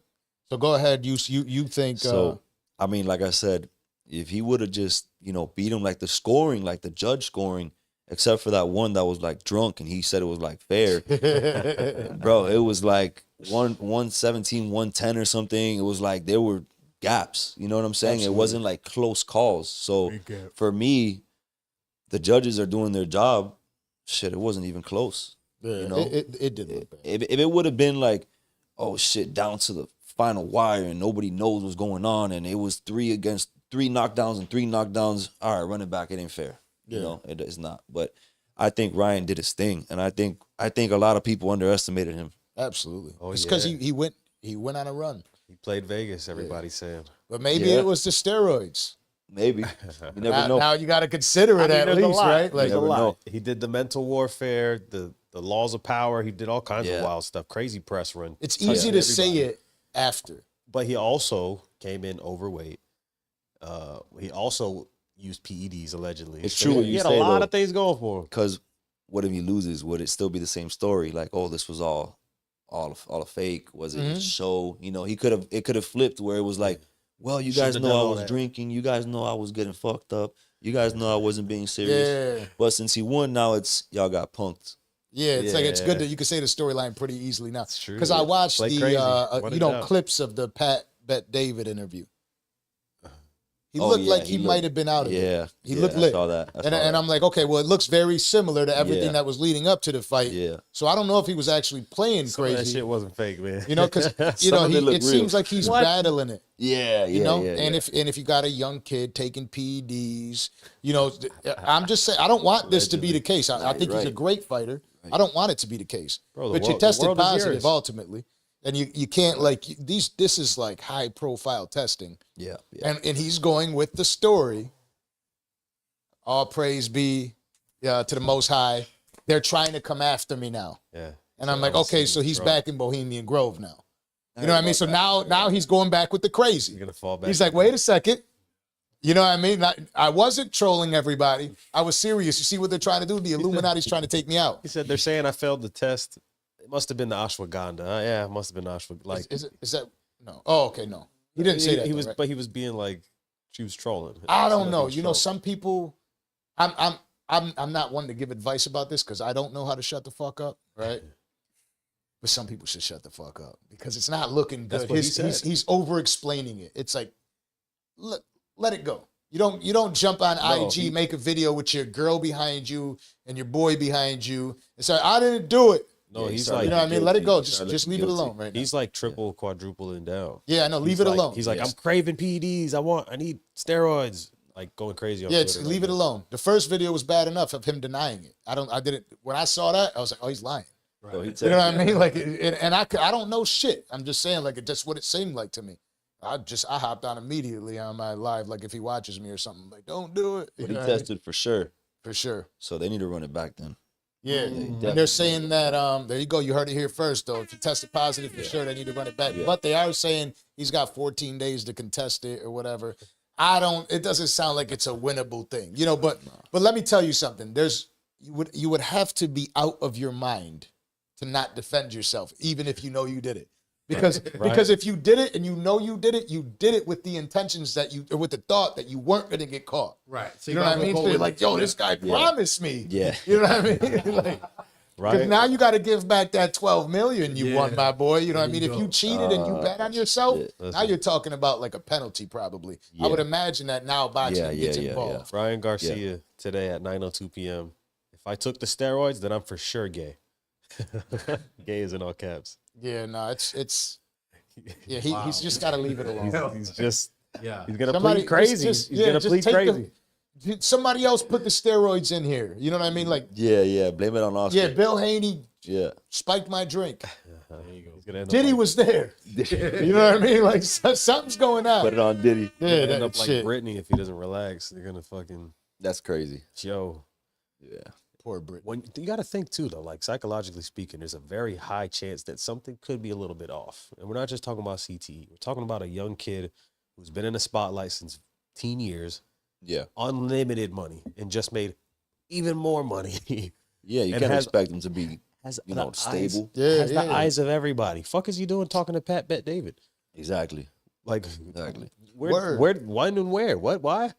You know what I'm saying? So Yeah. there's a high likelihood there's something going on. And now he's rapping. I like that song. The song isn't bad. I like right? the song. The song. I don't even want to It's- sing it, but I fucking like that It's better song. than Kendrick's diss. The diss But like, no, I'm blessed. Highly favored. Yeah. Yeah. We're going to play it on the back end. Right. Yeah, But so it's like different, right? Like there is a little too much going on. Yeah. There's and you'd feel bad for him. Were you there when, because I know there was Aiden, there was Charleston, and there was Ryan Garcia. Did you get an opportunity to meet Ryan? Nah, I didn't. I didn't go to that. That wasn't actually that wasn't in Miami. That was I want to say that was Texas. Okay. Where they did that, yeah. But I saw it though. Here's the reason I ask. Charleston White, we had up here last week. Charleston says, I'm sitting here, I'm talking to him, and I'm like, holy shit. Everything Ryan Garcia is doing right now is everything that you do every fucking day. Sure is. Did you put him up to this? He was like, sure did. Nah. And I can't tell if he's trolling or not because you can't tell with Charleston. But if you really think about everything that Ryan Garcia has done, is everything that Charleston White preaches. Separate the character from the person. Right. They want to see this person out there, put that person out there, Right. and let them believe that that's you. That's where you get paid the most. He's told us that, like separate it. There's Danza and there's Miguel. I think that's hard. I think that actually ends up, and I've seen it. I think that ends up driving me crazy eventually. Yeah, you'd be like Jim Carrey out here. Yeah. I see that shit on a daily basis. It's like I don't know what the long-term effects are gonna be. I don't know what it's gonna be like, but I see a lot of social media personas, and then you see them off social media, and it's like, who the fuck? Totally did. Yeah. You know what I mean? Like, Yeah. bro. So No, that's why I don't like social media. That's what I don't like about it, because it will really people make you, Word. People are doing really good on social media. You know what I mean? Like, Yep. What? Yep. I'm again. I spoke about the stuff that I'm learning now. Right? It's about Generation Z and Yeah. the millennials. You got from 1980 to 1995, 1995 to 2010. Right. Gen Z is the first generation ever that hit puberty with social media. Right? So they already had issues with suicidal thoughts, depression, sizing themselves. We didn't have those problems. I'm 38 going on 39 years old. I didn't have those issues. Yeah. Because I didn't hit puberty with social media. It was, I got my first flip phone, I think at like 16 years old. You know what I mean? I thought I was the man too. Yep. You know what I mean? You could only make calls after, you have to put your fave 5 on there. You know what I mean? Like calls after 9 p.m. are free. I used to Before run out that, of you got minutes. Yeah. Yeah. Which was shitty if you were talking to a girl. You run out of minutes, it's over. Yep. Ah! You know what I Call mean? you later Minute after plan that. sucks. You know what I mean? 9 o'clock is cheaper. Yeah. You gotta wait until Like after that. Wednesdays at 6. I had house phones. Yep. You know what I mean? Somebody else picks up the house phone, you can hear a little. It's that. Yeah. I had 3 sisters. Susie, It's that. Susie, you listening? Mom, you know what I mean? Because I'll be talking to a girl, but don't say anything. Yeah. You know what I mean? I remember I used to talk to a girl. Before she got a cell phone, she had her own house line. So it was like her one own step. house line. It was like one step Florida shit, before rich girl. That's the boss. cell phone. Yeah, I was like, boss that's kind right of there. dope. Her own house line. What's up, girl? Yeah. It wasn't like, hi, Mrs. So and So. Yeah, she had her private So and line. so home. Who is this? It, Oh, yeah. Damn, She's- I forgot you about have to that. wait. Yeah, Give me a that's second. Let me crazy. grab her. Person home. Yeah. Heart Different era. beating like Yo, that's crazy. I forgot about The that. old girl come back. She's busy right now. Yeah. That But was so the the worst. so the story is, and the way it operates now is, this is how they were born and raised. Yep. So when you're talking to somebody that isn't, a Gen Z person or close to it, right? They have this identity crisis. They were born and raised sizing themselves up. They went home and they were spoken to instead of you just going to school. That's the only time you get to speak to this person. You go home, they got to call your house phone in order to have a conversation with you. There's no way to reach you. There's no way to bully you after. You don't hear what's going on. Right. You go to school and you got to deal with it in person, which made you a real individual. You know, you have to face it face to face. You know what I mean? You don't got to hide behind, oh, well, as soon as class is over, you look down on your phone, you got 738 notifications that people are talking shit about you. Right. You know what I mean? So these people were forced into something that none of us really can identify with, because they were forced to say, my life is better than you think it is.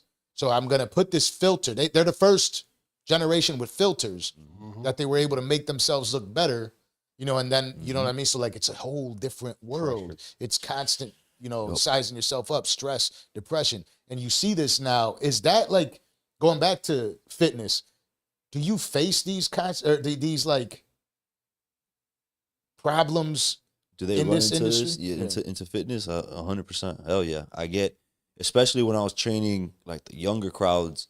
It was like, look, they'll show me a picture. I want to look like this girl. All right. And I'm like, well, that's Photoshop, so you're not gonna look like that. And then they'll show me, I want to look like this girl. All right, well, they have a BBL, so it's not gonna happen. Miami's over there. Right. That's the exact thing I was getting to. Now you got all these surgeries. Yeah. And you're trying to get people into shape. What is that like dealing with in the industry? It's crazy. I feel like a psychologist sometimes more than an actual trainer. Actually, a lot of times, because I'm basically having to talk them into their, you know, the proper self-esteem. Like, it doesn't matter, you know, how hard you work. That picture that you're looking at is not realistic, and that picture that you're looking at requires surgery and this and this. And they're like, it's fucking crazy. Sometimes I'll get answers like, all right, well, do you know somebody who'll do the surgery? Like, well, I look like and then the crazy part is, you know, especially with the clientele that I train now, is like they can afford to do whatever they, you know, however they want to go about it. And they'll be working out for 4 or 5, 6 months, and then they'll disappear, right, for 2 months. Hey, I'm going on vacation. Next thing I know, it's like they're on social media and they got hips, they got abs, they got everything. It's like, eyebrows, whoa. new shoulder, Bro. whatever. And you're just like, well, there goes that one, you know? So is it difficult talking Aiden out of the BBL now that he knows Drake? You know what I mean? Because Drake's got the nose job, the BBL, the abs sculpted. That's crazy. That's crazy. That's crazy. Shout out to You know what I mean? Shout out. I'm trolling, right? But like, you know, this is a real thing. It's leaking into. It's funny that you say that, bro. So actually, sorry to cut you off. I just didn't want to forget this. Hell no. So, you know, Aiden and Drake are boys. Yeah, that's why I said it. Yeah. Very good friends. And I had no idea. So all of Drake's people were at Aiden's warehouse before the concert. And I'm getting ready to train them, so I'm plugging into the speaker. You know, speaker, you can hear the speaker all over. Shit's crazy. And I'm playing Like That. Of course. Oh my God. And they're like, hey, Yo, who the fuck's DJing this shit? in my defense, right, I hadn't heard the track yet. I didn't know. I hadn't heard the track. It just came out. It literally just came out the night before. I hadn't heard it. I was just like, yo, I want to run through the track. And I didn't know that OVO was on the other side of the warehouse, because they have a big ass curtain. The curtain was closed, so they were on the basketball court, and I was in the gym. You're there to work. You're not Bro, there to I'm there on spread business. Like, beef yeah, propaganda. I'm here to fucking train. I'm not here to Push your teeth all at this me. shit. I didn't even know this shit was going down until later. And then Aiden's manager comes, sticks his head out the curtain. He's like, and I'm like, what's going on, bro? He's like, I'm like, excuse me, he's not training? He's like, no, he's training, but turn that shit off. Drake's people are here. I'm like, all right, bro, cool. Yeah, they can't be caught vibing to it. Like, Yeah. yeah. And it's, and you know, so I was like, oh shit, okay. I had no idea, bro, whatever. And then I just thought it was funny, bro. I'm not into that whole like fucking social media beef and all that stuff, you know. I didn't really know it was a big deal. Wartime. Yeah, it really is. Like, it is civil war out there now. Like, Nah, but I like the theory that they just doing that to save rap music and get sales and It'll get be smart. traction. It'll be You know what I'm saying? smart. That's the for sure. newest one. Because last year the whole thing was, oh, rap music is declining, it's losing market share. You know what's 50 years funny? of So hip-hop. I train more people in the Spanish industry than I do in the English industry for music. Like producers, like I train Bunny's producer, Mafia, Russian, all these people, whatever. And like I've heard them say like it's crazy how you have these people all going against each other, but yet in the Spanish side of music, everybody's just fucking. You got 8 people on a song, Working together. 9 people on a song, and it's like, we're over here stacking up. You know, there's History no fight. always repeats itself, though. It'll get there. It'll get there, right? You know? Eventually, but it's a complete different. Which would be fire. Yeah, one day Bad That's, Bunny. that's just it. fuck Bad Bunny, everybody. bad. Yeah. No, that'll be super fire. I don't know, man. Latino beef, niggas really dying right now. Well, It's that's different. Word, none of yeah, this no. poetry That's shit that these guys. Again, I brought hate it to sound shallow, and I'm not trying to say I want anybody to die, but when you listen to diss records, you want the motherfuckers to really hate each other, not to like. Look, y'all ever watch battle rap? You want the shit to be disrespectful. dirty, You know what I mean? You don't want them. You don't want them to sound like they're about to dance together. You know what I mean? Like they're about to. They're about to take the illest fucking selfie, looking mad at each other. Like, you know what I mean? So it's different. I don't want that to happen. I ain't saying I want beef, but when it's real, like there's problems with each other, you listen to the records a little bit more seriously. Yeah, true. You know what I mean? It's like a very good fucking movie. You know? Yeah. That's But how it is. Back to what you were asking me though, Danza. Yeah, I think social media has definitely, for sure, played a role in like the whole like fucking up the whole fitness thing. You know, because people try to avoid the work as much as possible to get to that end goal, that picture that they see, and then they're selling a lot of dreams. You know, it's like, take this tub of powder right here, you look like this guy. Take this, and that shit. Believe it or not, to people like us, you see that, you're like, that's dumb as hell. Like it's obvious, it's not gonna work. Yeah. But certain people who are not as, or certain people who are weak-minded, they see that shit 10 times a day, and eventually it starts to become reality for those people. Yeah. They're like, shit, maybe I should order this stack for $3.99, you know, fucking whatever on this social media, blah, blah, blah. They order it, they take that shit, doesn't give them the dream that they want. Now they're even more, you know, they're even down even more, and then it's like they're just constantly trying to chase some shit to avoid the work, you know? Yeah, and then they got heart issues. Yeah. You know what I mean? So like that's the thing. Like they got this drug out that people are. Oh, the Ozempic. Ozempic, right? Yeah, when they be jabbing their I didn't leg. want to say the name and say it wrong. Ozempic. So Ozempic is like the fat burner. It's supposed to help you manage your diabetes. For diabetic people, yeah. But But it fuck your liver all up and you stop eating food. it supposedly, it fucks you up. It curbs your appetite. And they're talking about like the Ozempic face or whatever. Well, people are using it for weight loss. So the people who are going hard into Ozempic, it's working for them. But anytime you have rapid weight loss like that, Rebounds. your skin Too. sits a little different. That also, yeah. The elasticity is not the same.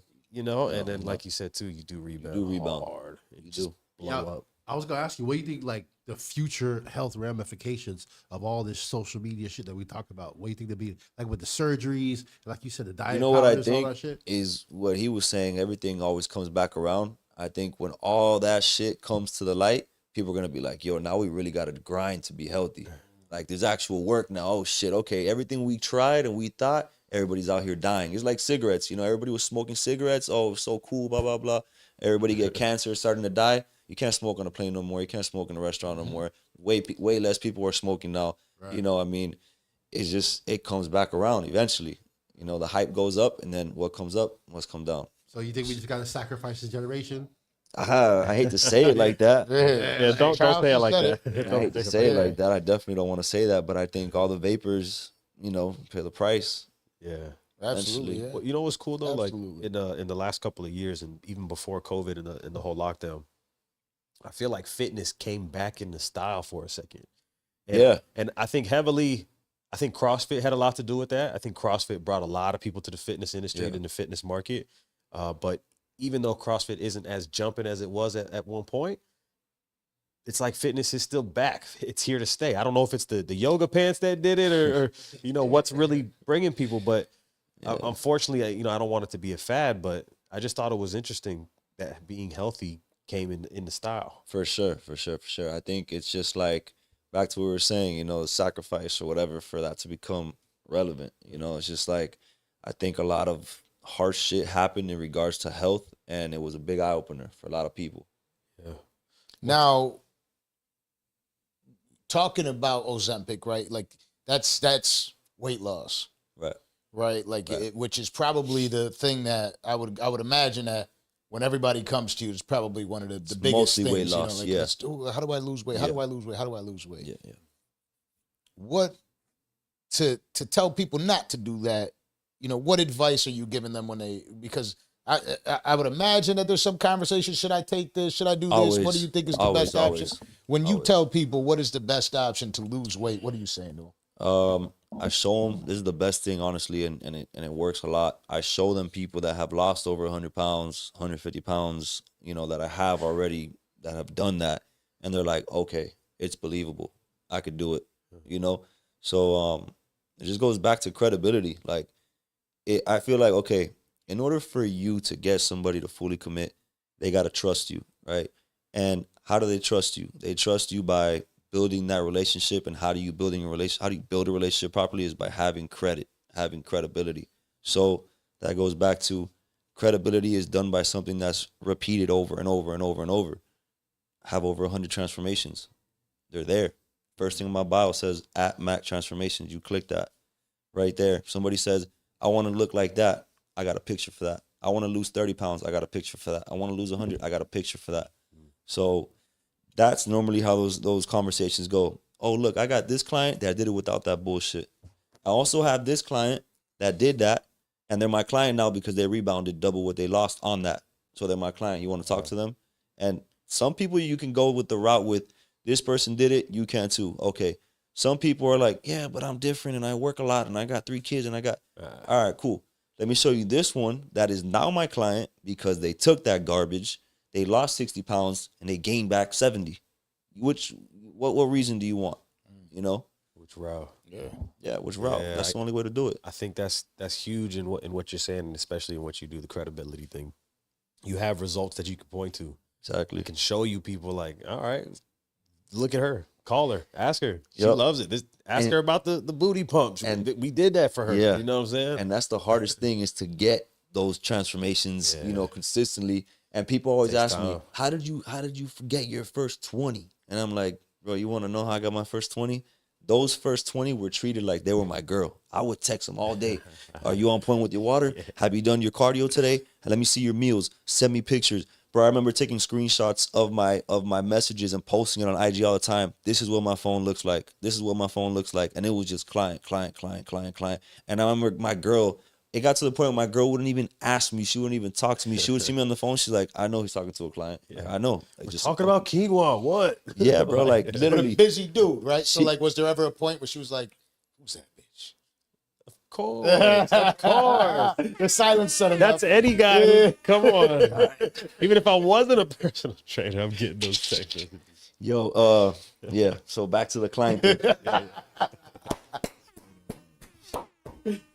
Yeah, it's facts though. Like, listen, it's just that's just normal life. I pick on my girl all the time. Yeah. And I see you have like a phenomenal relationship. Yeah. You know, like it looks like she's actually into fitness as well. She is. Right? She is. She's actually my fiance. So 11 years. Congratulations. Now. Congrats. Thank you. So yeah, man, she understands. Yeah. You know, she's in the industry. She's seen every aspect of it. And yeah, there's an understanding, you know? Hell yeah. So and with the territory comes the responsibility. And you know, there at the end of the day, like, I'm a grown man, you know, but I do value my reputation and my business more than I do pleasure or some shit, you know, because my reputation is forever. Pleasure is for fucking 2 minutes. Absolutely. You know what I mean? It takes a grown man to say that because, you know, like there's a lot of little boys in the industry and even little girls that they just, you know, Bro, everybody, I'll tell you, it's like when you're in an industry, you know pretty much everybody who's relevant in that industry and you know everything. You know, shit gets out fast, bro. Miami's... Yeah, they tend to spread their own stories too. Yeah. You know what I mean? Like they one day they're telling you this, the next day they're telling you this, the next day it's like, you know, pimp of the year. Next day it's depression. You know, all sorts of crazy shit goes on. You know what I mean? Yeah. So like it is, but shit. It's one of the first things I noticed about out here. I'm like, wait, different. Shit, what you just told me? You know what's crazy is like I've had that come up before. Like I've been put in a situation where it's like, hey yo, your payment is due. All right, cool. I'll scratch your back, you scratch mine, and I'm like, nah. I said your payment is due. Nah, bro. Nah. It don't matter. Nah, it don't matter. Nah. One of the biggest lessons and tools you can use as an entrepreneur I guess not just in South Florida, but any rural, any type of city environment, anytime you have a bunch of different clients, is learn how to type up an invoice. Yep. Learn how to, first of all, price yourself accordingly, but that invoice is going to eliminate a lot of uncomfortable conversations. It's going to help you get paid. This is for barbers. This is for car detailers. This is for personal trainers. This is for photographers. This is for anybody who provides the service. If you are an entrepreneur, learn how to write up an invoice and get that damn money. Absolutely. Put a date on it. Send it before it's due. Ask it for it the day before, the day of, and the day that it's late. Learn how to type up a fucking invoice. And anybody who is in this line of work, they feel me right now. Like, preach, my brother, preach. Because invoice changed everything for me. Oh, man. Changed a lot. Speaking of that, so like getting into the way you operate business, obviously you're a very sought after trainer. They come to you and you get them all set up. Right. Paid up front? Of course, absolutely. So everything is done up front. And this goes the same process, I would imagine, is going for all your trainers and probably even your girl now. Yeah. Anybody who's tied to my brand is getting paid up front for the month. And actually, depending on, what the client wants to do, they could pay 6 months up front. They could pay a year up front. Right. When you get to that, I hate to say it because, at the end of the day, a human is a human. But when you get to that caliber, you do a year up front. Yeah. Word. Yeah. Absolutely. Especially when they're 100% knowing, like, this is what I want to do long term. Yeah, for sure. 100%. Yeah, man. When I first signed up training for jiu-jitsu, I was like, I got to pay how much extra for a month? I already got a gym membership. This is like an extra expense on top of rent and insurance and this and that and the third. But the way I justified that price, because it was a little bit of a stretch, was to show up. Right. I said, well, shit, if I'm paying this much, man, I gotta go to 2, 3, 4 classes a week, so that for me it really only comes out to being, okay, bet. Exactly. And then just like you were saying, if I do only 3 classes, I'm like, I gotta get that fourth. I gotta get my money's worth. I'm paying for the shit. I'm gonna go. And you I'm feel gonna better. get through it. I'm gonna learn. And Yeah. I never left regretting Exactly, getting that bro. extra workout or Exactly. going the extra mile and burning extra calories and taking extra class. Feel Not better. You once look have I better. regretted Yeah, it, bro. You don't regret it. You never regret it. Man. You're your best investment, no matter what. Yeah, the problem with me is once I start seeing results, I'm like, I did it. Yeah. I abuse the fact that I know I can get into shape. So it's like I put it off until I need to. Like, oh, we got a yacht coming up. All right, let me go ahead and get right. I got those clients too. How old are you now? I'll be 30. honest. 30? Yeah. So like now you start this 22. 22. 22 to 30, what's the biggest difference? Oh man, shit. I mean, the work ethic is still the same. I'll tell you that much. It's just put into a different place now. I'm not, as physically hands-on with clients as I used to be. I used to be 60 plus hours a week hands-on with clients. Yep. Now it's like, I want to say, shit, I train 8 in every day, 6 days, 7 days a week. Now it's only like maybe 10 hours a week versus 60, 65 hours a week. But mindset-wise, I mean, I know my value, definitely earn my stripes, But shit, man, what's changed? I know for a fact that I'm able to inspire a lot more people that want to be a trainer, that didn't know what route. Actually, what's pretty cool was my alma mater, so FIU, when I graduated from there, I actually got a post on my page about that. The alumni department came over to my gym, right? And they asked me if I wanted to host like a seminar for that department that I graduated from, exercise science, Fire. for kids that didn't know what route they wanted to go with that degree.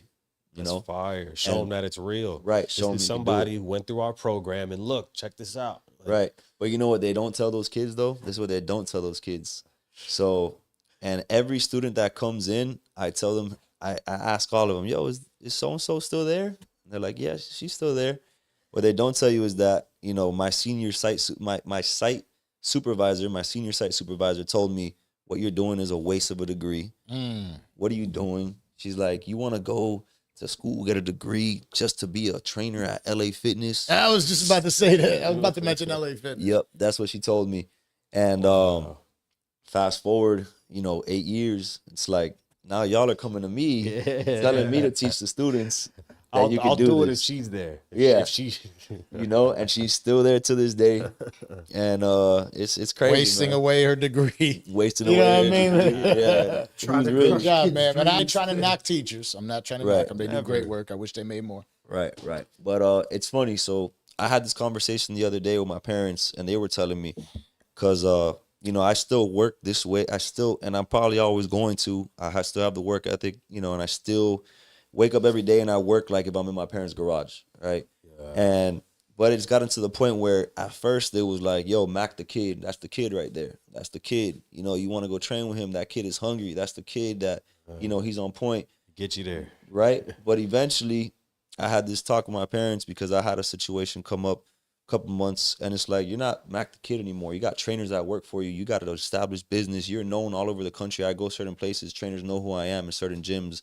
You know, I'm allowed to have the key to gyms in different states because, you know, because the owners respect me and they know me. Yeah. And now it's like, at what point do you go from Mac the kid to Mac the man? Like, I'm the man now, you know? You got to respect me as such. It doesn't matter if you're younger than me or if you're 60 years old, you know? So it's just different. You know, it's the same, but it's different, you know? It's crazy. Yeah. So all the ground that you've covered so far, like what's the 5-year, 10-year plan look like? Like, because you seem to accomplish a lot, even for 30. You know, people say 30s, depending on who you ask, 30s either really young I didn't or think he 30s was an 30. old man. Not at all. Word. But having accomplished so much. Yeah. Well, right now I got 2 facilities. I want to open a 3rd one. Down here? Yeah, down in Doral. Okay. Yeah, I got 2. It's a good area to, yeah. So I actually got a big event going on tomorrow. It's a private event. I invited Danza. So if you want to pull up, bro, sure, feel free to pull up. For sure. Pull up, you know. I would love to bring my girl. My girl's huge. Yeah, of course. I'm bringing my girl out there. Yeah, for sure, for sure. Little exclusive event, you know. I'm inviting all my clients out there. So gotta get us Mac Method tees and we'll be out there. Bro, I'm working on something right now. I got you. I'm working on something right now. But yeah, man, it's invite only. I got my clients, friends, and family. That's the only people going out there. So it's private. I didn't even post it on IG. I sent him the flyer. I only sent the flyer out to certain people. This is Friday, right? Friday, yeah. Okay, yeah. Friday. You said tomorrow. I'm like, wait a second. Sorry, Friday. Well, I know you're famous and you're on everybody's flyers and whatnot. So. He's on Dubai top, dog. You know, you gotta. Yeah, man. It's flyers that I don't want to be on. No, I'm kidding. But yeah, man. I mean, keep doing what I'm doing, growing the brands. You know, being able to mentor more students. Right now, I got 35 students. Fire. You know, that's the biggest news I heard right there. 35 students. 35 students that I mentor to become trainers. Oh, shit. Shit. That have already. If you go on my page, I have a bunch of testimonial videos that have already. Some of them have been running a business for 3-4 years, and it's not at the point they want it to be. How do you become a student? You got to apply. So you can actually go to the link in my bio, click on that, and there's a tab that says for trainers. You click on that, and then that's where you click the application. You fill it out. And how does that work? Is this a physical, like you're meeting them? No, so this is all online. Okay. Completely online. We meet via Zoom call once a week. They are all given one private call per month. And then, so we have weekly meetings where it's like everybody in that class, and then everybody's allowed to have one weekly call, 30-minute call to use however they'd like. And then, of course, we have a Telegram chat where everybody, you know, we chop it up, we drop knowledge in there, we drop gems in there. You know, I'll show them, for example, a lot of them struggle with closing on a client, right? They don't want to come off as too aggressive, but they also don't want to get stepped on. So they struggle with that fine line. So then I'll go ahead, I'll actually close a client. And this is how confident I am with this. I can actually screen record live when I get a new client, right? I'll screen record this and I'll show them how I bag a client for X amount live, you know, how I position myself properly, close the client, and I'll send that in the chat, and they're just like, you know, once you so got it, you got it. Yeah, you know what I mean? Once you got it, you got it. So it's just like, and honestly, bro, like I've been able to help people not even in the fitness industry because I'm just so comfortable with closing and finding the solution to the issue. But yeah, man, I mean, just being able to grow the students, being able to help other people do what they said it was bullshit, what I couldn't do. Yeah, man, just keep the brand going, you know, keep the brand going. Which one feels better for you? to get a client to their goals or to get a student to their goals? Yeah, I was thinking the same thing. Like, which is more challenging? Damn.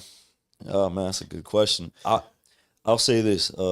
Now probably a student because I've transformed so many people's lives, you know, through training. But I think student.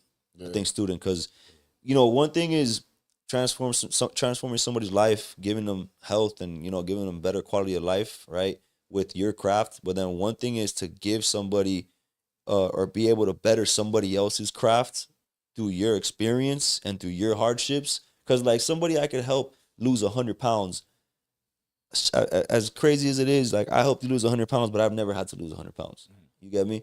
Now somebody that I've helped be able to establish a career, pay their bills, be able to buy a house, be able to open a gym, be able to buy a car, be able to prove their parents, yo, look, I really did this through my hardships. It just hits way different. It's different. It just hits different. Like just telling you I get chills, like it just hits way different. Putting money in somebody's pocket.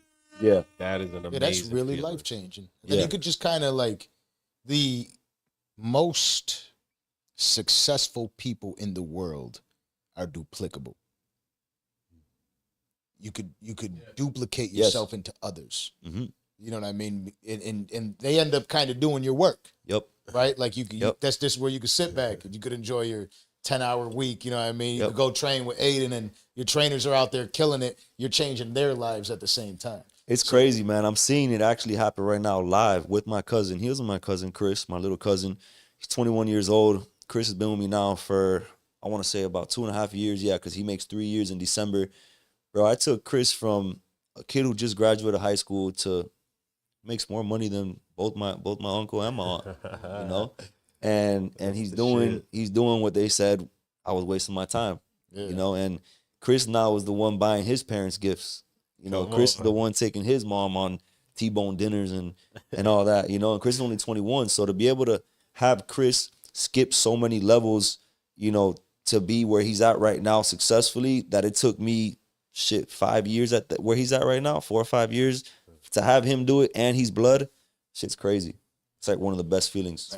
Yeah. Congrats on that. Congrats to Chris. Yeah. You know what I mean? Bro. To be able to find success that young, it's not easy. Get to hold your head up high at Thanksgiving dinner. Like, That's pretty dope. You know, I'm out here putting people on, baby. Yeah, that's me. Bro. And you It can does see your feel theories good. proved over and over again. Like you had an idea, and now you see it proved again, and Right. again, and again, and over again. and over, and it's crazy because like I actually went to a place the other day to get shirts like made, like shirts pressed or whatever.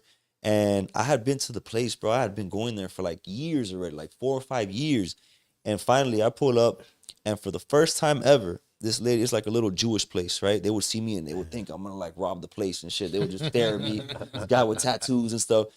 And for the first time ever, I'm sitting down, I'm waiting for them to bring out the shirts, whatever. And the lady goes, "Hey, I have a question. What do you do?" And I'm like, "I've been coming here for like 5 years. This is the first time you ever asked me what I do," right? So we start talking, whatever. I tell her my story. She's like, man, she's just sitting there frozen. I tell her how I started in my parents' garage, show her my IG, whatever, you know. And she's just like sitting there frozen, right? And after the whole entire thing, she goes, would you be willing to go to my son's high school and like give a speech for everybody? Oh, wow. And South Miami High School. Oh, fire. Right? And I'm like, yeah, for sure. What do you want me to say? She's like, that story. Right there. I want you to tell that story to these kids. And I'm like, yeah, for sure. She's like, you know, because it's one thing for me to say it, but it's one thing for you, because look at how you look and you saying it. She's like, it's just different. The little guys. And then changing lives. And that's when I was like, bro, I didn't think it was that big of a deal. Like, you know, I didn't think it was that impactful. And like, I've had people reach out to me on IG like, yo, I've been following you for so long. I told my parents this is what I wanted to do, blah, blah, blah, because of your story. And, bro, they've come to the gym. I've talked to them. They've sat there, listened to my story. They get up and they go, yo, I'm telling my parents right now I'm changing my major. I'm quitting this shit. I'm doing this. This is what I'm doing right here. Listen, I follow you on IG, and I don't even know how it started, but I followed you for a long Yeah, ass yeah, time. yeah. Damn, We this followed like each when I other. first moved out here. Yeah. I seen you whip out that new McLaren too. Oh, yeah. You know what I mean? It's public information. You ain't gotta hide it. I It's think out that's what started the conversation with this lady. Okay, yeah. Okay, yeah. What do you do? She saw the McLaren. She's That is like, a what do you do moment. Yeah. It's crazy, bro. Like when I did take that out, yeah, it was crazy. It was crazy. My parents were like in disbelief, bro. You know, and imagine, like I said, I come from a middle class family. You know, they've lived in the same house like all my life. You know, so to do things like that, my parents say it all the time. They're like, yo, the neighbors, all they do is ask about you. Like they're like, what the fuck, like, you know? That means the neighborhood's I'm not gonna lie, I was kind of jealous because I love speed, right? Like I got my whip is all souped up fast. One of the cars that I know that could take me in a race is a McLaren. You know what I mean? And I saw he had the McLaren. I was like, this son of a bitch. What do I get? How to do it. I'm trying to slow down now though. Are you from down here? I'm from Miami. Okay. So I'm from not from this area, but I'm from Miami though. Yeah, from Kendall. I grew up in Kendall. Okay, yeah. Yeah, Said yeah. South Miami. I'm from the South Miami area, like Richmond Heights over there. Got you. But yeah, no, she's absolutely right, man. When you see somebody in the community that's from the community and they look like a young man, tattoos, in shape, good looking dude, that's who the kids want to see and hear about options in life. Don't bring me fat Uncle Carl who says I can be in finance one day or some shit. I'm gonna be like, this fucking guy out of here. I want to work at Winn-Dixie. I want to drive McLaren. Tell you how to package these deals over here. Right? Yeah, you know, like It's the beach section. I'm gonna follow the Mac method. I fuck what that guy's doing. You know So what is the, you know, as we wrap this up, I want to know, like, you obviously had a lot of crazy experiences the moment you start saying something about we done to jets. You know what I'm saying? Yeah. What is the craziest moment that you could tell us that you've had in your tenure? You were gonna ask this too. Craziest moment. Let me think, man. Bro, I got some fucking stories I could tell you off cam. Crazy. But Yeah, I knew that's why I said that you could tell us. let me see. What do I got? book. I got literally, bro, I can write a book if I tell you, like, I got chapters. And a lot of my clients know a lot of this. My clients say it all the time. They're like, yo, you got to write a book one day when this is all done. Hell yeah. Craziest story. Man. A lot of it I really can't say here, but I'm trying to think of something PG, something positive. You ever have to rough anybody up? Get them out of there? Nah. Pack them up. Get out of my gym, man. Luckily, never had that. Okay. Never had that situation, Okay. man. Good. Doesn't have to be like controversial. Just like a crazy moment, like a eye popping moment, something that was like, whoa, I'm here. Yeah. Shit. I mean, like the last 6 months, bro, I've seen a lot of celebrities that I never thought I would see. Yeah.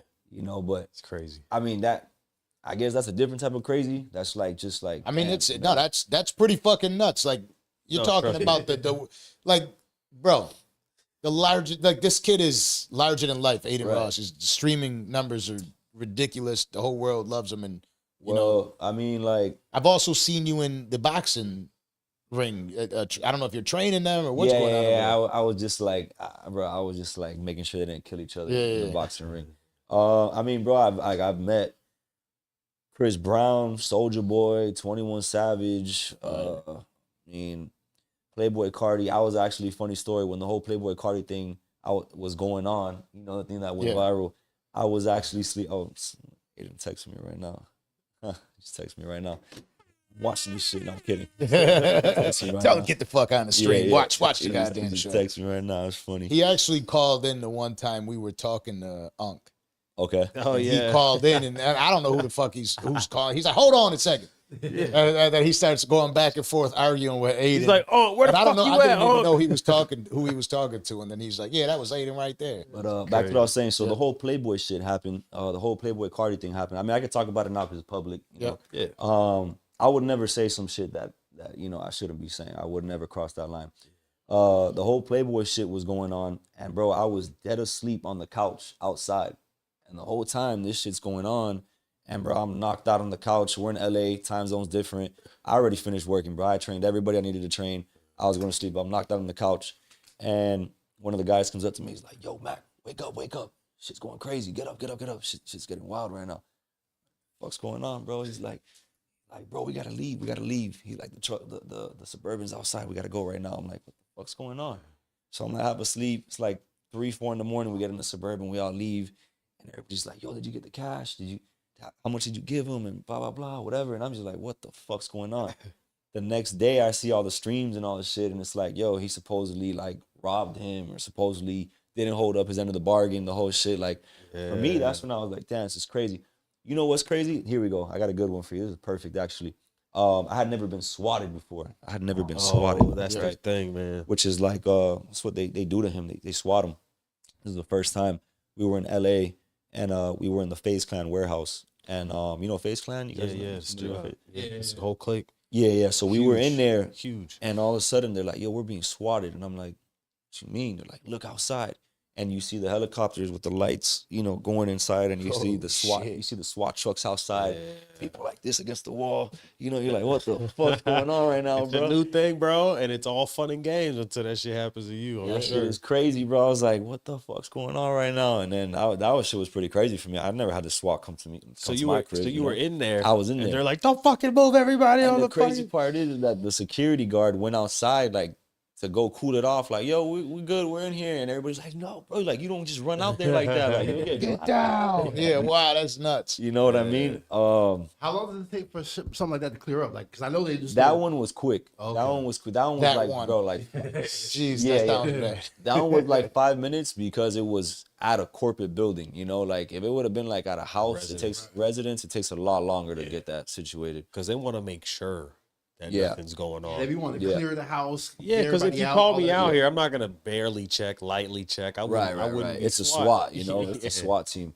What's scary is they really find out this information if it's Oh, through yeah. an IP address or what. They Yeah. Oh, yep. That's They're creepy on the as way. fuck. It's a It is, little it is. fucking creepy. I mean, honestly, bro, I think that has to be one of the craziest things aside from my mom getting a text at like 4 a.m. That'll piss me off. To meet Aiden, that's the wildest shit Yeah, ever. word. Like, There's that show that's like These popping kids are on young. Netflix right now that's called like, Yeah. I don't know, some stalker show my girl's watching. oh yeah, my girl watched that shit. Baby Reindeer. Baby Reindeer. Yeah. Bugged She's watching out. this Yeah. crazy show. Bugged You heard out. about it? It's bugged out. Yeah, so like, I started watching it. I started feeling That's weird. kind of feel like kind of what I feel like you're going through right now. Stalkers. Well, Bro. this one time, I was traveling with Mafia to the Dominican Republic, and my parents hit me up. They're like, "You're on TV." I'm like, what are you talking about? They're like, yeah, you're on TV. Look, and they sent me a picture. There's this show, How to Catch a Smuggler, Oh shit. right? Oh shit. And it's funny. So while the show's going on, they're questioning me, and they're like, "What you doing here? What are you here for? What's like all these questions?" I'm like, "Yo, I'm here on business. I'm training my client. Where's your client?" And I'm there like pointing at Mafio, and he's like standing on the other side waiting for his bag. And they're like, "You sure?" Just asking me a bunch of questions, bro. Holy shit. And yeah, you can look it up. I came out on How to Catch a Smuggler. That was pretty crazy.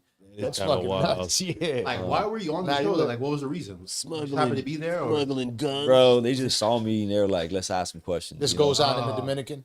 No, this shit was going on in US. We had Really? just got back from DR. Yeah. Oh wow. It just got back. Yeah. That's wild. Yeah, because they don't do the show. They don't do the show abroad. It's here. It's here in the States. Yeah, But Damn, yeah, man. dude. I mean, Now that's interesting as fuck right there. Yeah. That's fun too though. Like at the same time as crazy as it is, what like the stories to be able to pass down. Do you have any kids? no, I don't have any kids, not yet. Like the stories that you're gonna be able to pass Oh, on yeah. to your kids Nah. are gonna be fucking dope. Man, Man. I got some crazy stories. I mean, I could tell you this one because it's not anybody famous. You know, it's not anybody famous, and I don't got nothing to worry about anymore. But this shit's don't, crazy. don't put bro. nobody at Don't risk. tell us any of the Diddy stories. Nah, ain't no Diddy material. I actually had a client one time. That actually that's a bar right there. No Diddy material. I don't know it, but So, bro, I actually had a client one time. They were telling me, "Yo, I just killed somebody." oh shit. I was like, Why are you telling me? what you want to go jog or something? I was like, me, nah. dog. And I'm glad there was 2 other people in the lab while this happened, right? Oh, I just shot somebody, blah, blah, little. He didn't say I shot somebody. He said I put him down. And I was like, oh shit. what? I'm like, what do you mean? Yeah, bro, he bumped into my girl, and then we got into a scuffle. This is at the Hard Rock. He's like, and then he followed me out. He's like, bro, I just had to take care of business. And he was talking about it like it was casual. And I'm like, bro, like, are you good though? Like, when did this happen? He's like, bro, like 2 days ago.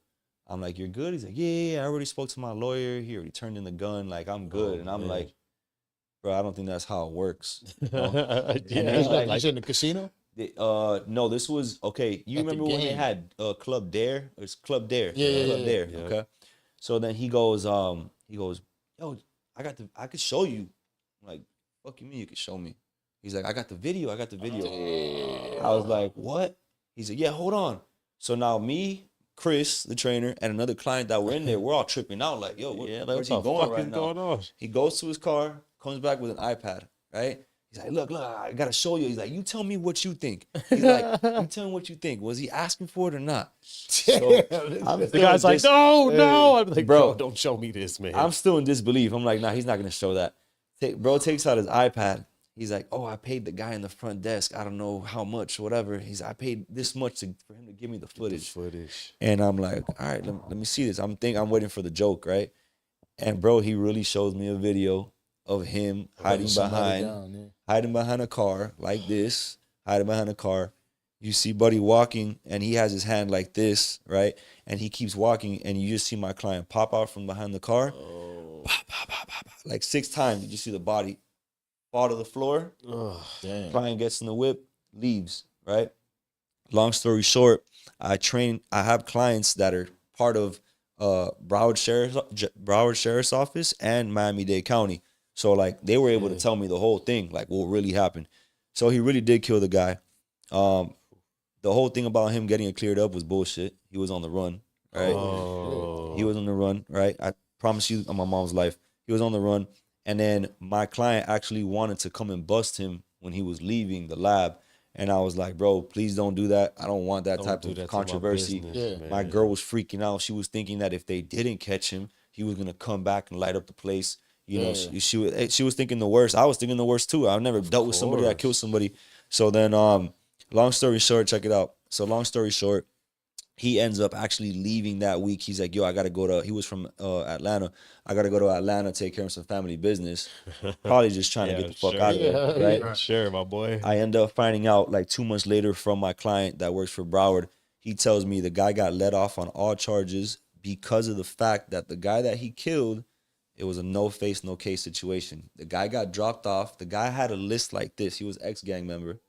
He already had a bunch of assault, bunch of illegal firearm, a bunch of shit on his record. And so when the guy got shot, they left his body. His homeboys dropped his body off at the hospital, and they just rode out. Oh shit! So when they brought him to the hospital, they're like, "Yo, call your family member, call your emergency contact." There was nobody to call, nobody. Whoa. So he ended up dying in the hospital. No face, no case. You just did us a favor. You cleaned the streets up. Whoa! Wow. So he got let off. Damn, that's Woke up this morning. Danza's like, tell me a story. Yeah. That's the one. Right? That's a good fucking story. Yeah, bro. That's like the most Miami story ever. Yeah, bro. he went there. What's crazy and scary about that is one small decision, and you could have been implicated in all of that. Yeah, in some form or fashion, that could have been right on your fucking doorstep. Yep. You know what I mean? Yep. And the guy just running around confessing the murders, showing you the iPad evidence. Well, nah. Nah, he's tripping. The scary part is tripping. But the scary part is he's admitting, yeah, this shit happened. I'll show y'all. But then he's like lying to y'all. You know, nah, it's all good. Yeah, I got that taken care of. So you never fucking know. You might have somebody. Was he lying though? Because he really did have it taken care of. Like the lawyer might have looked it up and be like, "Hey man, you actually kind of all right." Yeah. Oh man, I don't Face, know. no case. No case, no case. He knew what he was doing. Either way, He knew what he was doing. either Shout out way, to him. Yeah. Nah, so boom. Here we are. Danza Project, Season 2, Episode 8. Mac Method Fitness, right? My guy Mac is in the building. You've accomplished a lot in your 30 years of life. I could ask you right now, where do you feel like you're at? 1 to 10. How you feel? Where you feel like you're at in this life? But if I did that, it'd be kind of like ridiculous. I would imagine in the fitness world especially, we got to go 0 to 100. Right. You know, I think any entrepreneur and anybody that's doing a lot, when they look at life, you know, it's not just like you can't just say 1 to 10. I can't tell you where you're at on that scale. Like you're 1 to 10, where you at? I'm at a 3. You know what I mean? Because we kind of understand that it's a grind. Right. Out of a 1 through 100, where do you feel like you're at in the scale of life? I feel like I'm at a 50. I got a 50. I've accomplished a lot of things that I wanted to accomplish, but I still got a lot of other things that I need to accomplish. And the thing is that what people don't realize is that in order to accomplish to get to that first 50, you need to sacrifice a lot of other things in your life. So there are other things in my life that I do want to work on, and you know, other parts of my life I want to give attention to, you know, within that 100%. You know, being an entrepreneur, especially if you want to be great, there's no such thing as balance. You have to be. There's no balance when you try to be great. So in order, and unfortunately, when there's no balance, there's a lot of things that are sacrificed, right? Like family, relationship, stuff like that. That is all, and I'm learning that now at 30 years old. I'm glad I learned it now at 30 years old rather than at 50 or at 60 years old. Those are things that I also want to improve at. I want to get better at, because at the end of the day, like, there's no level of success, or there's no amount of money, you know, that could give you the feeling that, you know, or fulfill you, like, you know, family or things that are just deeper, you know, legacy, stuff like that. So, and I'm not trying to be corny or anything. It's just the truth, and I've learned it, you know, like, I live a complete different life than everybody else in my family. Everybody else in my family is your regular, you know, get married, have kids, have a 9 to 5, and there's nothing wrong with that. There's certain parts of life that beats being an entrepreneur at certain points of your life, you know. So I think just finding balance and just working on certain things that I sacrificed early on in my 20s. I didn't really live in my 20s. I really didn't live in my 20s, to be honest. I didn't really live. So from that 50, I got to 50. Now from that 50 to 100, I just want to, you know, find balance in life and work on other aspects, and you know, be a better brother, be a better son, be a better fiance, and work on those things, you know. Great answer. So what does 100 look like? 100, I mean, like I said, bro, I'm a family guy. You know, I want to have a family. I want to continue to see my brand grow, and I want to be able to provide for my family and do so with my brand and with what I love, and be able to hopefully pass that down, and shit, hopefully MacFitness stays around forever. Absolutely. Dope. So where could the you know, so first off, dope ass interview. I love this conversation. I knew it would be dope. You know what I mean? Like, again, we're used to having the celebrities up here, and like we pick and choose who we have, and I'm like, nah, trust me, this interview will be fire. It'll be a great conversation. And I told you earlier when I was in the gym, I'm like, I feel like that's somebody I just hang out with on a regular day. So the conversation is just going to be naturally organic and dope. Now, where could the people find you? And, you know, like, what would you say to the people that are looking for a trainer and they're looking for you? They're out in the area. Do you work with people outside of the area? Is it, you know? For sure. So I do in-person training. I also do online training.